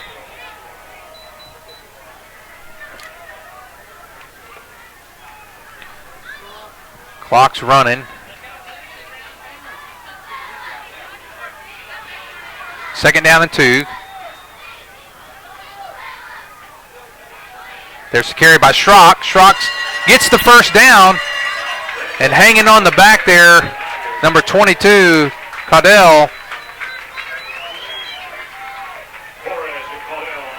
Torres also helping out on that tackle, but Prairie Grove gets the 1st down at the 36. And Zach, gosh, we really need a score here. I'd agree with you. But you know what I think? Throw it deep. What the heck? What the heck? We're just pounding it right at them, running the clock down. Under 3 minutes and 40 seconds to go here in the third quarter. Albert in motion. And another fumble. Winters just falls down on the ball there. It's going to be a loss back to about the 47-yard line. I don't know if it's cool down there. I don't know if he's got a hurt hand, but Cooper is... Had a couple of exchange problems. Well, that one was a snap there, and he just bobbled a snap from. He was going back to pass.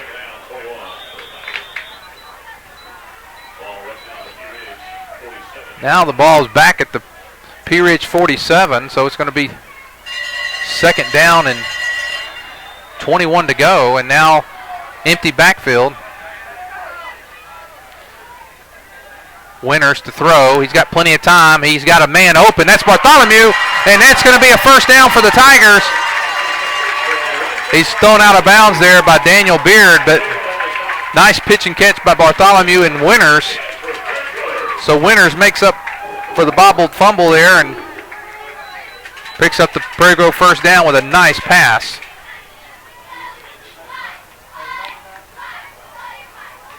With that reception, I believe Winters is going to go over 200 yards passing tonight. 2 minutes, 47 seconds to go here in the third quarter. Prairie Grove on the drive again, inside the 25, around the 24-yard line. Wing T, and there is Schrock up the middle. Schrock, and we got it. You know, we need to recognize the offensive line tonight. They are opening up some holes. You got Jacob Call, Kurt Singer up front, Sugg. You also got Creighton Ledbetter at center.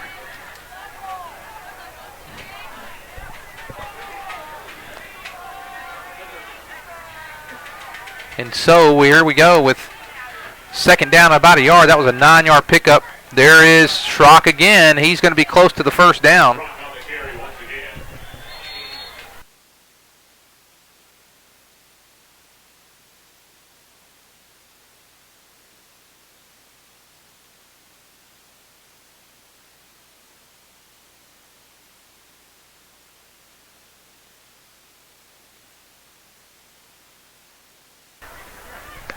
They looked like they didn't give him any yardage on that. They had to respot that ball. I mean, that he gained something there.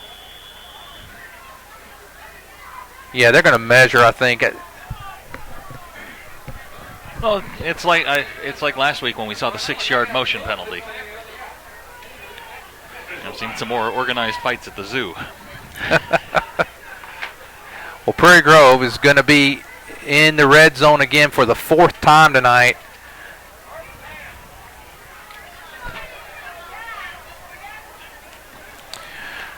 Zach, I know you've had some computer problems over there tonight. Any update on any of those scores? That's what I was just going to check. I'm hopelessly behind on the stats. We'll hopefully get those. Well, while we have the measurement, I'm going to check the comment page here and see if we got any.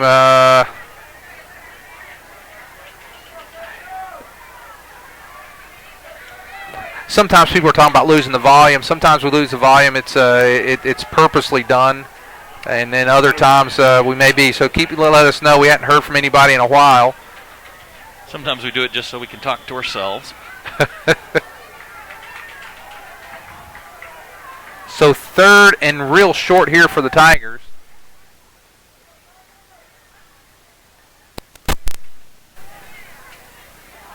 Pea Ridge has done an incredible job tonight on short yards. I think they got him on the face mask. He was hit. Morgan hit him back there. Also helping out was Drew Norris for Pea Ridge. And man, I have to give Pea Ridge, you have to tip their hat on these short yardage situations tonight. They have come up big. 4th and 1s, 3rd and 1s, and that was a big play there. They've definitely subscribed to the bend but don't break mentality here, and Prairie Grove's not taking advantage of opportunities that are being given to them. 4th down for the Tigers. Winters to throw. And Pea Ridge, for the 3rd time tonight, has turned away Prairie Grove with no points. And 4th time tonight, after being inside the 20, Prairie Grove does not get 6. So with 48 seconds to go here in the 3rd, they're one play away, Zach. They're one play away from taking the lead. This is what they did to Shiloh. They uglied up the game a little bit and got it at their pace, and it does get frustrating after a while. Well, and we did it. I mean, you kind of have to, like I said, tip your hat to them. But our play call, you got 3rd and 1. Schrock's running right down their throat. Bartholomew's doing it, and then they stop him. Yep. So 1st and 10 for the Blackhawks, and there's Wynn. He makes a couple of cuts, and he's going to get close to a first down. He's got Murphy and I believe Murphy and Bartholomew on the tackle. I'm sorry, that's Noah Hunter because Noah Hunter's wearing 34 tonight. Halftime score, Shiloh 16, Granite 14. Second down and about a yard to go. Second down long, 1. Pea Ridge with 12 seconds to go here in the third quarter, and now looking to throw, and he's going to be sacked. That's Jared Murphy. He gets to the quarterback Easterling, and that's the way we end the third quarter. After 3 quarters of play, our score, Prairie Grove 3, Pea Ridge 0. Whether in sports or banking, competition is healthy for a community. If you consider all the choices you have in banking today, the Bank of Fayetteville stands out. The founders of the Bank of Fayetteville realize the importance of giving back to the community. Not banking, competition is healthy for a community. If you consider all the choices you have in banking today, the Bank of Fayetteville stands out. The founders of the Bank of Fayetteville realize the importance of giving back to the community. Not only for the Tigers on the field tonight, banking, competition is healthy for a community. If you consider all the choices you have in banking today, the Bank of Fayetteville stands out. The founders of the Bank of Fayetteville realize the importance of giving back to the community. Not only for the Tigers on the field tonight, but for the future Tigers to come. The Bank of Fayetteville believes that the folks of Prairie Grove have great potential, and they have that one goal in mind to help you reach that potential. You see, with this thought process in mind, the community wins. The Bank of Fayetteville, banking on your potential. All right, you can see as we go back, we're here to start the fourth quarter, and Prairie Grove leads 3-0. It's going to be third down and 9 to go for Pea Ridge. Ball at about the, we'll call it the 20-yard line. Just a couple of scores we can report, halftime scores. Shiloh leads Gravette 16-14, and we're all tied up in Ozark and Farmington, 14-all. Big games. And what about the game to see who's going to win? Have you seen anything else from Gentry and Berryville? Third down, Easterling, and he's going to hand the ball to Wynn. Wynn's got a little room, and with his speed, he's going to be close to the first. He may have been knocked out. Dalton Falk come over there to help out. I think he's going to stop him short. Depends on where they saw him go out, and he's going to be short of the first down by probably a yard or two. We can update the Ozark Farmington score. 21-14 Ozark. They scored to open the second half. So Ozark takes the lead on Farmington, 21-14. We're kind of pulling for our Battle of 62 foes down the street tonight. High snap. You know, Prairie Grove may need to come out. Oh, that's going to be a low kick. Get away from it. Get away from it. And the ball's going to go down at the 42-yard line. It's just been an odd game to this point. You know, 3-0, fourth quarter. I mean, I just never would have pictured Prairie Grove with 3 points against anybody. Well, here's the going into the fourth quarter. Well, the thing is, Zach, when you think about it, we've been, what has it been, 4 times we've been in the red zone with 3 points, and if you take 4, I mean, this game could have easily been 24-28 to nothing. So, and it's one play in the red zone that sort of sunk the whole thing. Well, Prairie Grove, maybe we'll have to score outside the red zone. Now, total empty backfield, so this is going to be a pass here.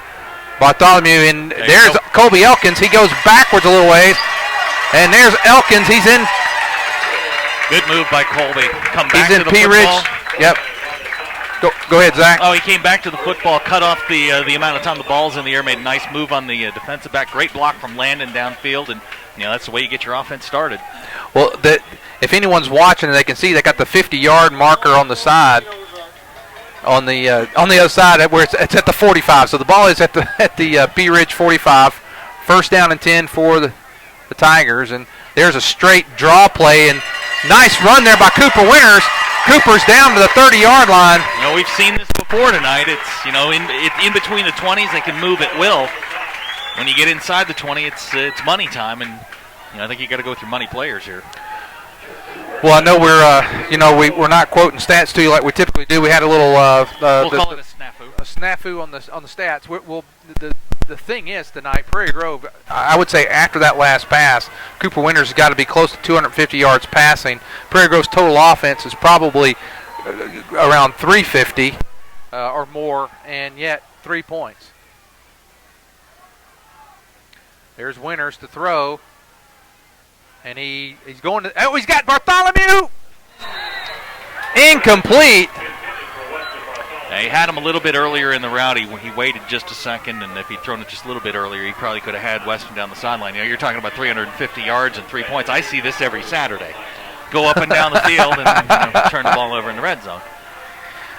Well, it's 2nd down and 10 for the Tigers. Ball at the 30. Prairie Grove needs to get a touchdown here. I think, the way they've bottled up Pea Ridge, Pea Ridge would have to score twice if they can just get it. And even 6. 6 makes it a 2-score game. You figure a touchdown here, you go up 10-0. I don't think Pea Ridge is going to be able to put together 2 scoring drives. But, Zach, it doesn't take 2 scoring drives. It could be a turnover, a pickoff. There's things that could – that's what's so important to get that lead. Now he's going to tuck and run. Oh, and he's going to be mad. He didn't even get back to the original line of scrimmage. He's going to be hit there by Braxton Caudell. Yeah, it's that same flood route we've seen a couple of times with Weston coming in the flat, Landon running the medium route, and he had John Halbert going down the seam. And just, the Pea Ridge played it well, and, here we are again, 3rd and 11. 3rd and 11, and Prairie Grove just cannot seem to, they have stalled so many times tonight, and it's just like when you're having a bad shooting night, there just seems to be a lid on the basket. It's just when you get to that 20-yard line, it's like been kryptonite tonight. And there's been a wall at that goal line, and it's been the Pea Ridge defense tonight. They are spread 5 wide here, and Landon's open. Oh, he missed him. It's in and out of the hands of number 5, Joel Thomas. Well, we can pass along the Gentry Berryville score, 20-0 Gentry, next week's opponent. Well, it's 4th down on 11, and Zach, I'm nervous. I don't like the fact that we're one play. Just like that play there, you picked that off. He would have had a long way to go that time, but it just takes a small mistake in a game like this, and boy, we really need. We can still get the 1st down here. 4th and 11. Tigers have thrown all plays this series. That's complete, and if they give him the mark, I think he's got it. I think he's going to have the 1st down. Christian Denton, again, now we're in the 4th quarter. I can start talking about Steak and Shake player of the game. I like Christian Denton. I know he's had, that's his 4th reception. And he'll get the 1st down. Zach, we're in the red zone again, but we've got to get the points this time. I think maybe you take advantage of Pea Ridge's aggressiveness here. They've blitzed a lot. They've come after Cooper. They've run a lot of corner blitzes, linebacker blitzes, screen draw here. You spread them 5 wide. We've seen Cooper get loose on that quarterback draw. That's the kind of thing you probably could catch him with here. Maybe get a big play out of it. Yeah, here they come. Here they come. You've got Torres blitzing off the top of the screen. Here he comes. And Bartholomew going across the middle. He had John Halbert open here at the bottom. He just forced it a little bit, getting a little aggressive, maybe a little frustration setting in.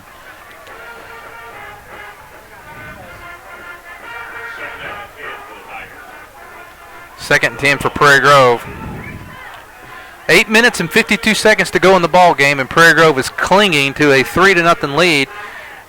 But yardage-wise tonight, Zach, it's almost 3 or 4 times what Pea Ridge has been able to put up. But Pea Ridge has hung around with a great defensive night, and there is Schrock. He's going to get maybe, let's see, we're going to make it maybe 5 yards, 4 yards. I don't know. I think you're in. I think you're in Landon Allen territory here. If you don't pick up the third down here. Even 6 forces them to have to make an extra point, which isn't a guarantee in high school, and we may have to win with 3 field goals tonight. Or Mama G watching from 2 blocks away. I know who that is. I know that lady very well.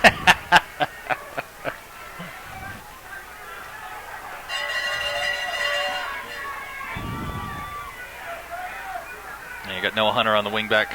And he's going to be caught back there. No gain on the play. Lost, matter of fact, back to the 20-yard line. And for the 5th time tonight, inside the red zone, Zach.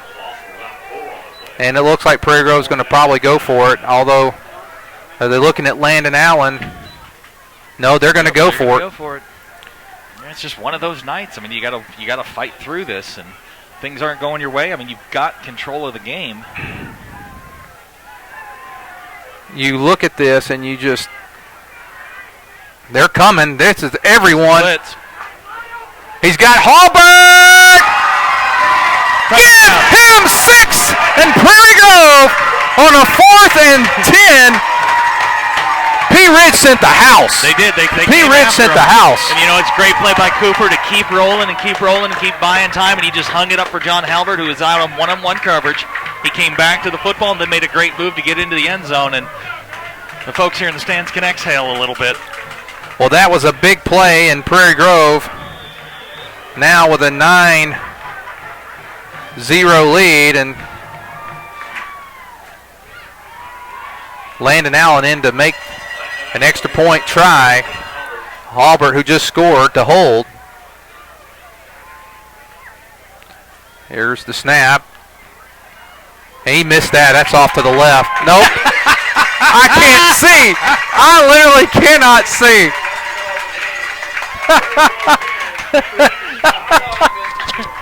Huh? I think I have to say, I did go Monday to the eye doctor. 20/20 vision here, Zach. I don't know what to say. All I can say is Coach Cameron down just side of me. He thought he missed it too. So. Yeah, Coach Froud would have called it no good. Don't worry about it. Oh boy. Sure.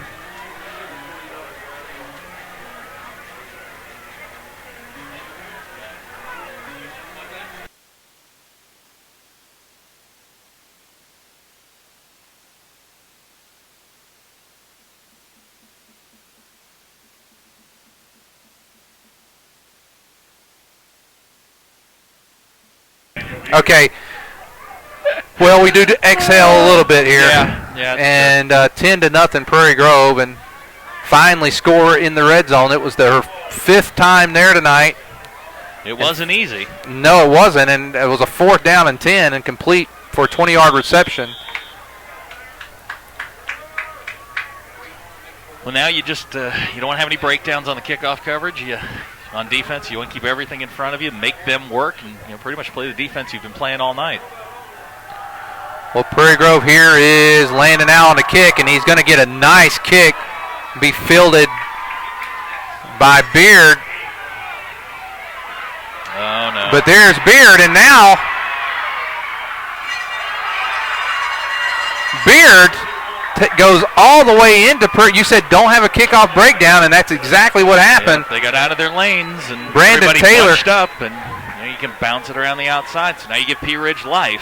Brandon Taylor on the tackle, and now with 7:16 to go in the ball game, Pea Ridge, for I believe the first time since the first quarter, is in Prairie Grove territory.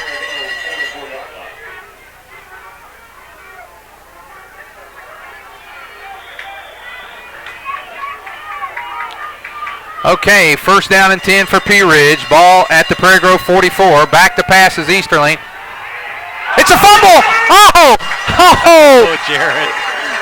Jared overran him, knocked the ball out of his hands, and forces Easterling to have to fall on it back at his own 45. Yeah, this just isn't what Pea Ridge is comfortable doing.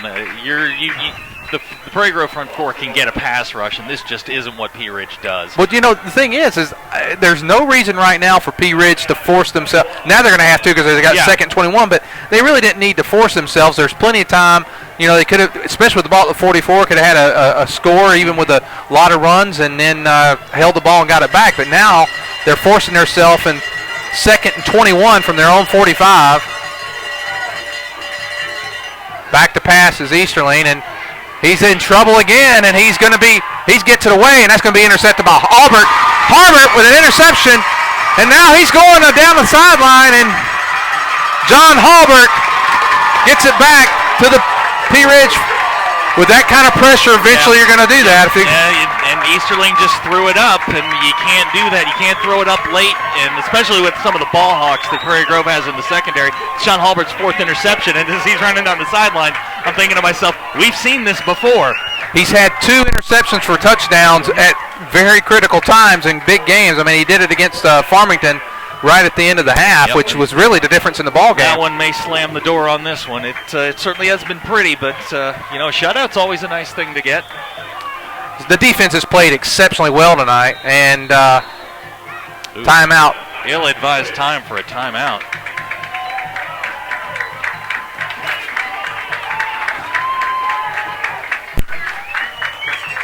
Well, with this timeout, we'll take it with them. Our score, Prairie Grove 10, Pea Ridge 0, 6:16 remaining in the ball game. 28-14 Ozark.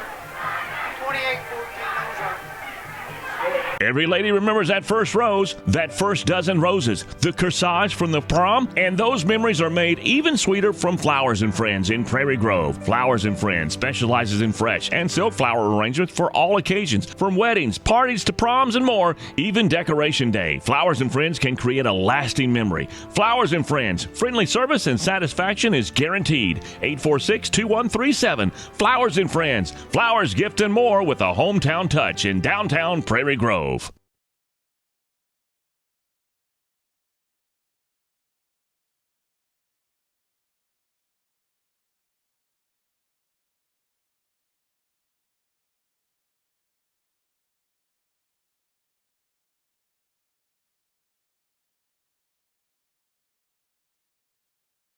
Prairie Grove with the ball, 1st and 10. Ball at the Pea Ridge 43. There's Bartholomew, and there he goes. Weston inside the 35, down about the 33-yard line. The ball's down. The ref is saying the ball is down, and so going to be, let's see where they mark it. He's going to be close to first down there. 1st down and 10 for Prairie Grove. 6 minutes and 6 seconds remaining.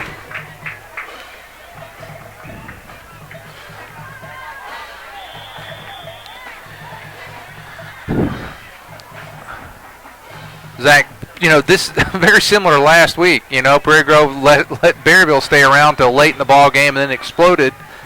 Prairie Grove with the big interception there, and now there's Winters. He looks to throw, and he's got a man up. That's big. Jared Murphy, your guy. A little bit behind him. Jared could have caught that one.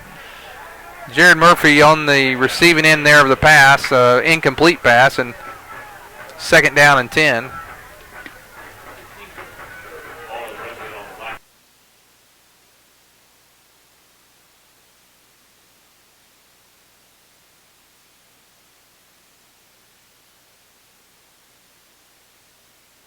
Ozark's up 28.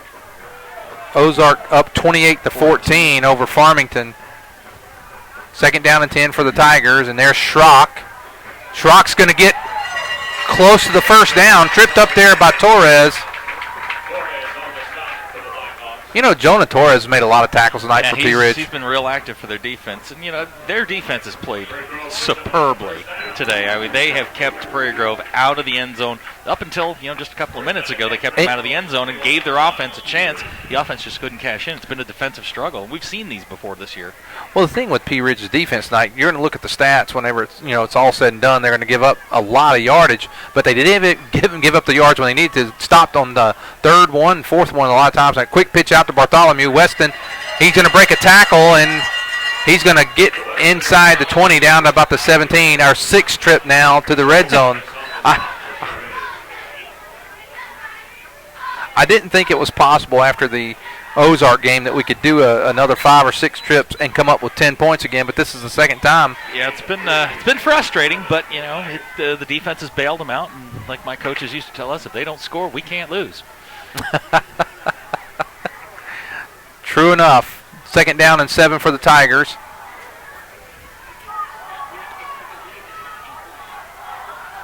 There's Bartholomew around the left side and makes a nice cut, gets close to the 15-yard line, so it'll be 2nd down or 3rd down and 5.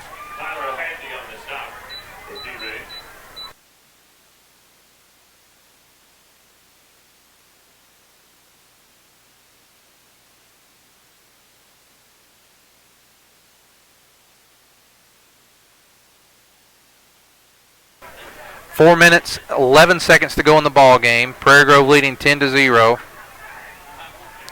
Prairie Grove at the 15-yard line, and 3rd down and short 5, and nice rush there. It's going to the end zone and knocked down.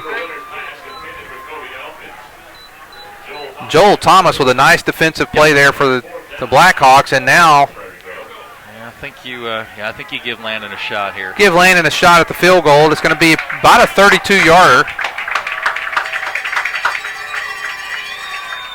But with 3:55 remaining, you got to, you got to believe that Pea Ridge now will be forced to pass, and they've not been successful, especially under a lot of pressure. So,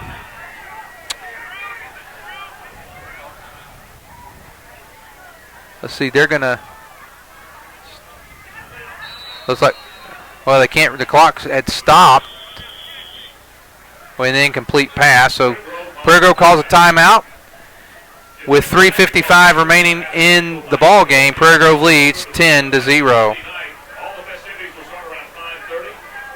Whether in sports or banking, competition is healthy for a community. If you consider all the choices you have in banking today, the Bank of Fayetteville stands out. The founders of the Bank of Fayetteville realize the importance of giving back to the community, not only for the Tigers on the field tonight, but for the future Tigers to come. The Bank of Fayetteville believes that the folks of Prairie Grove have great potential, and they have that one goal in mind to help you reach that potential. You see, with this thought process in mind, the community wins. The Bank of Fayetteville, banking on your potential.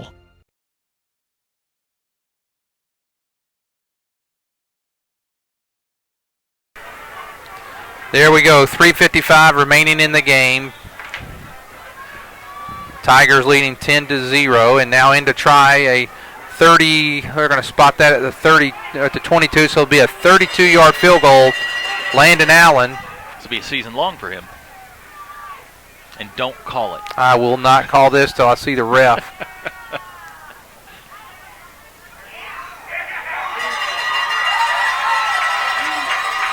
It's good. the guy under the goalpost, he didn't see it either.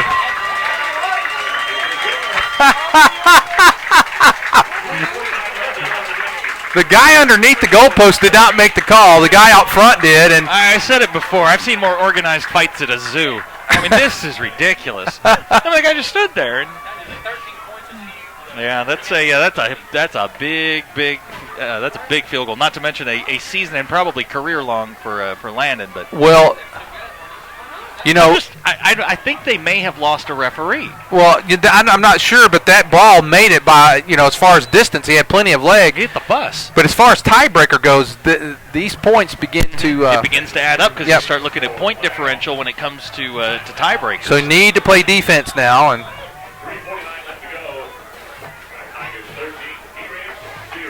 13-0. I'll need to change our scoreboard here.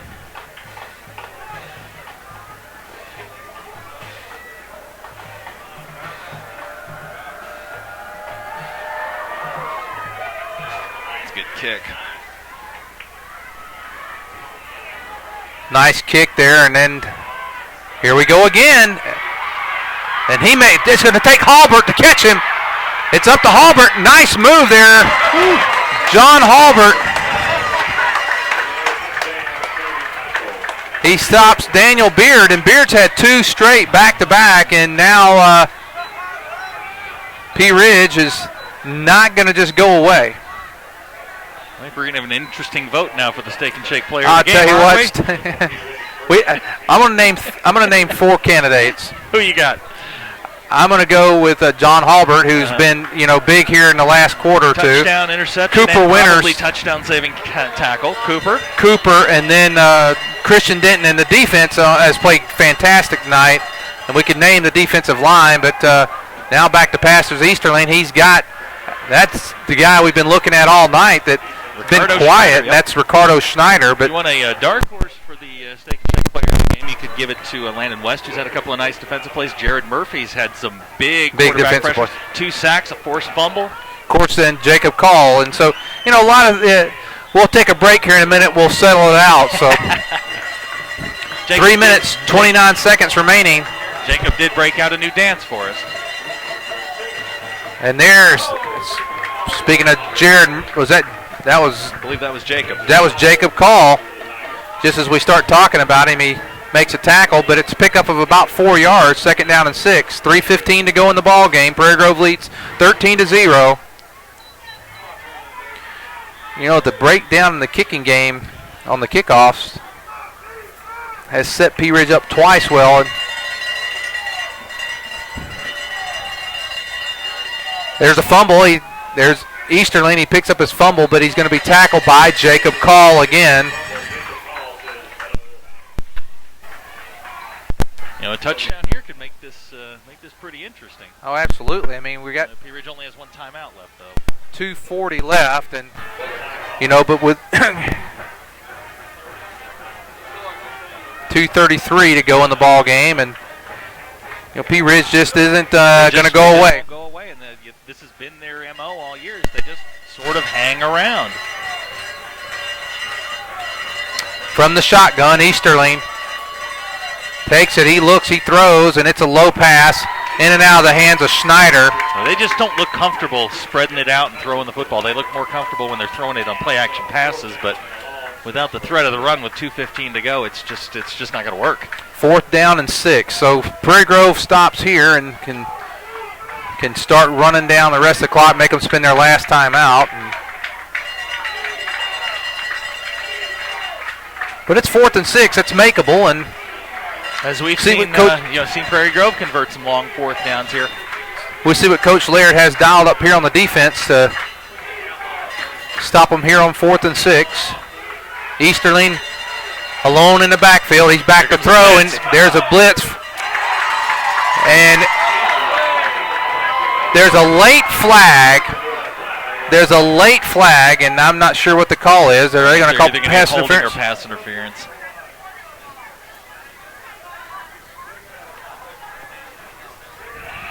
Let's see here. I think we've lost a referee. Pass interference they're going to call against the Tigers, and so we'll play it again. Oh, that was a break. That is a break there, and so I did not see the other flag on the other side, so they'll redo that down. It's 4th and 6 again, and 2 minutes and 11 seconds remaining in the ball game. Prairie Grove leads 13-0. Crowd chanting defense in the background. You think they'll come with a blitz again? It's been pretty effective. It has, and I don't know if they'll come from the corners again or not. Looks like there's Nodier coming, and they get him back there. There's Landon West. That should do it, Zach, with 2 minutes and 5 seconds remaining. Prairie Grove can start thinking about next week's game with Gentry.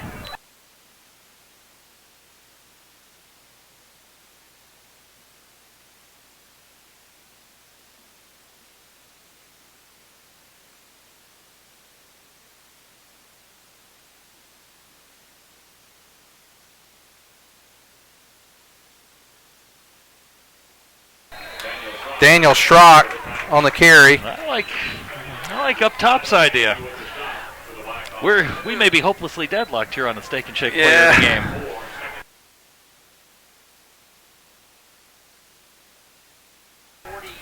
Okay, let's go. Let's got 2nd down and 5. I'll tell you what, I'm going to defer and let you make the call. I'm kind of partial to Harry's idea. We've got many candidates. All right, we got 1 minute and 29 seconds. Someone that's watching, if you'll give us a vote. There's Schrock. Schrock powers his way. We'll give you the options. John Halbert for the Steak and Shake player of the game. Christian Denton. You want to throw Jacob Call in there? He's had Jacob Call. Jared Murphy. Jared Murphy or Cooper Winters. Yep. So those that are on there, if you'll give us some commentary, we'll take those into consideration. You got 1 minute and 18 seconds. So let's see what we get on the comment page. We need a vote. We need a tie-breaking vote for the Steak and Shake player of the game. There's a lot of guys that played well tonight. Moose's aunt's asking. That's partiality there, so we're gonna have to skip that one. Disqualified on family grounds. All right, let's see if we can get.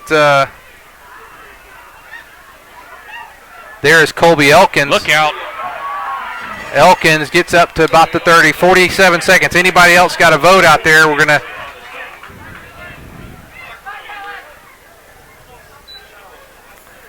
All right. You know, Daniel has played a good game tonight and made some big runs, but hasn't been the greatest performance, but you know what? 13-0. It's effective. It's a win. You know, you've got some things to clean up for next week against Gentry, but it's easier to correct those on a week when you're coming off a win. Prairie Grove's going to go to 6-2. They're going to go 6-2, and now with 10 seconds left, we're going to go to the commercial break, and then we'll come back and we will name our Steak and Shake player of the game. Final score: Prairie Grove 13, Pea Ridge 0. So you're having a fundraiser, but you don't want the same old, and you want a project that is turnkey, and you want a product that is fun and flavorable. By the way, that's a brand spanking new word.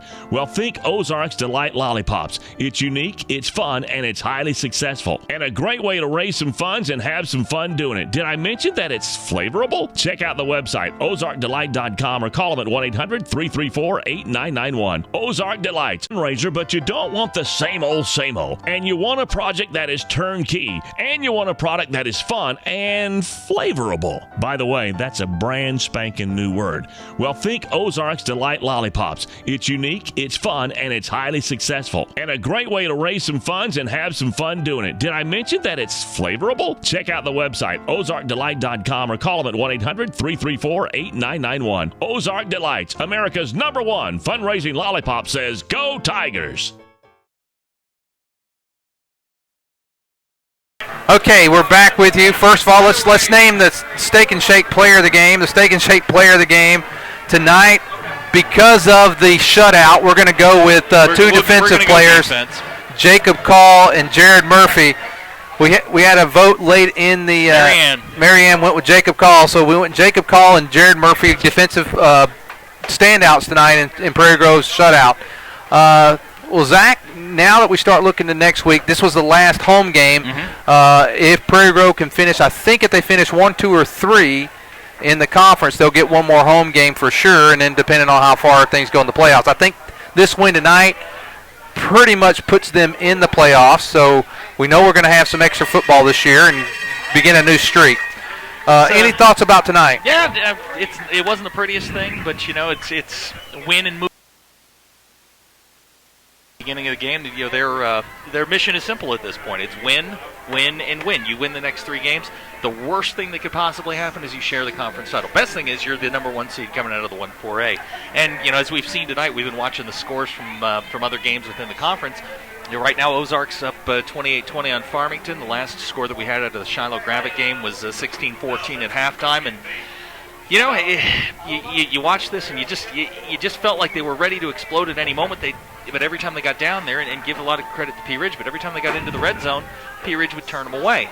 And you know, those are things that they need to clean up. It's been kind of an ongoing problem, you know, the last couple of weeks. You know, get inside the 20, as we've talked about, get inside, get your opportunities, and you know, they'll get it turned around here and get it going in the right direction next week. You know, you get Gentry, who at last we heard was up 20-0 on Berryville, and you know, then you go to get ready for the big one against Gravett, but you don't want to look too far ahead. You got to take care of business on Gentry. Got to take care of business next week, and you know, as we start thinking about next week, you know, we need to solve these red zone problems, and I think, you know, I think a lot of it tonight. You know, when we played Ozark, a lot of it was we didn't execute. A lot of it was Ozark. You know, Ozark was playing well that night, and I mean, give Pea Ridge credit. I mean, every time they got inside the 20-yard line, they would come up with one negative play that would just sort of set the whole thing backwards. And you know, it's funny. I mean, it was just a weird game to watch.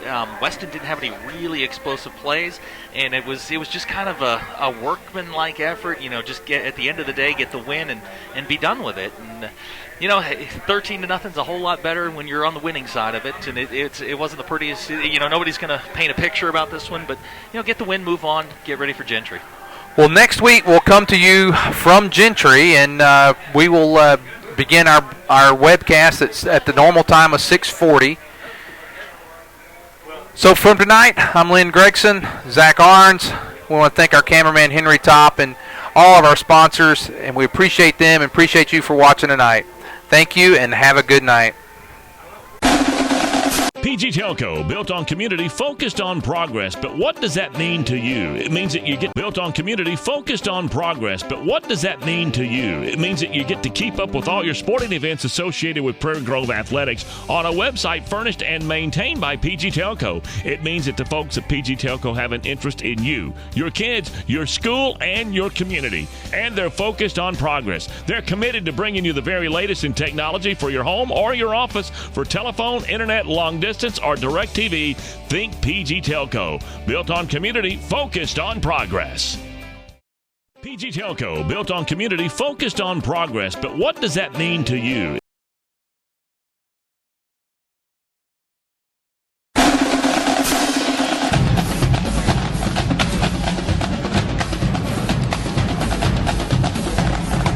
This has been a presentation of Prairie Grove Tiger Football. The broadcast of tonight's game was made possible through PG Telco, the providers of PGTigersOnline.com. PG Telco, built on community, focused on progress. Ozark Delight, America's #1 fundraising lollipop. Lewis Automotive, serving all of Northwest Arkansas since 1947. The Bank of Fayetteville, we're banking on your potential. Sterling Drug, serving Prairie Grove since 1918. Flowers and Friends, flowers, gifts, and more with that hometown touch. Steak and Shake, famous for steak burgers, shakes, malts, and more, just south of the Northwest Arkansas Mall. J&B Auto, Prairie Grove's bumper-to-bumper parts store. And Frederick's One Stop, the one stop for all your needs when you're on the go. Also contributing to tonight's broadcast was the Prairie Grove All Sports Booster Club. Showing your Tiger pride is just a membership away. Click on PGTigersOnline.com and follow the links. And on the behalf of the administration and the East Lab of Prairie Grove High School, and on the behalf of our broadcast team, Lynn Gregson, Zach Arns, and Steve Halbert, we want to thank you for watching Prairie Grove Tiger football. It's great to be a Prairie Grove Tiger.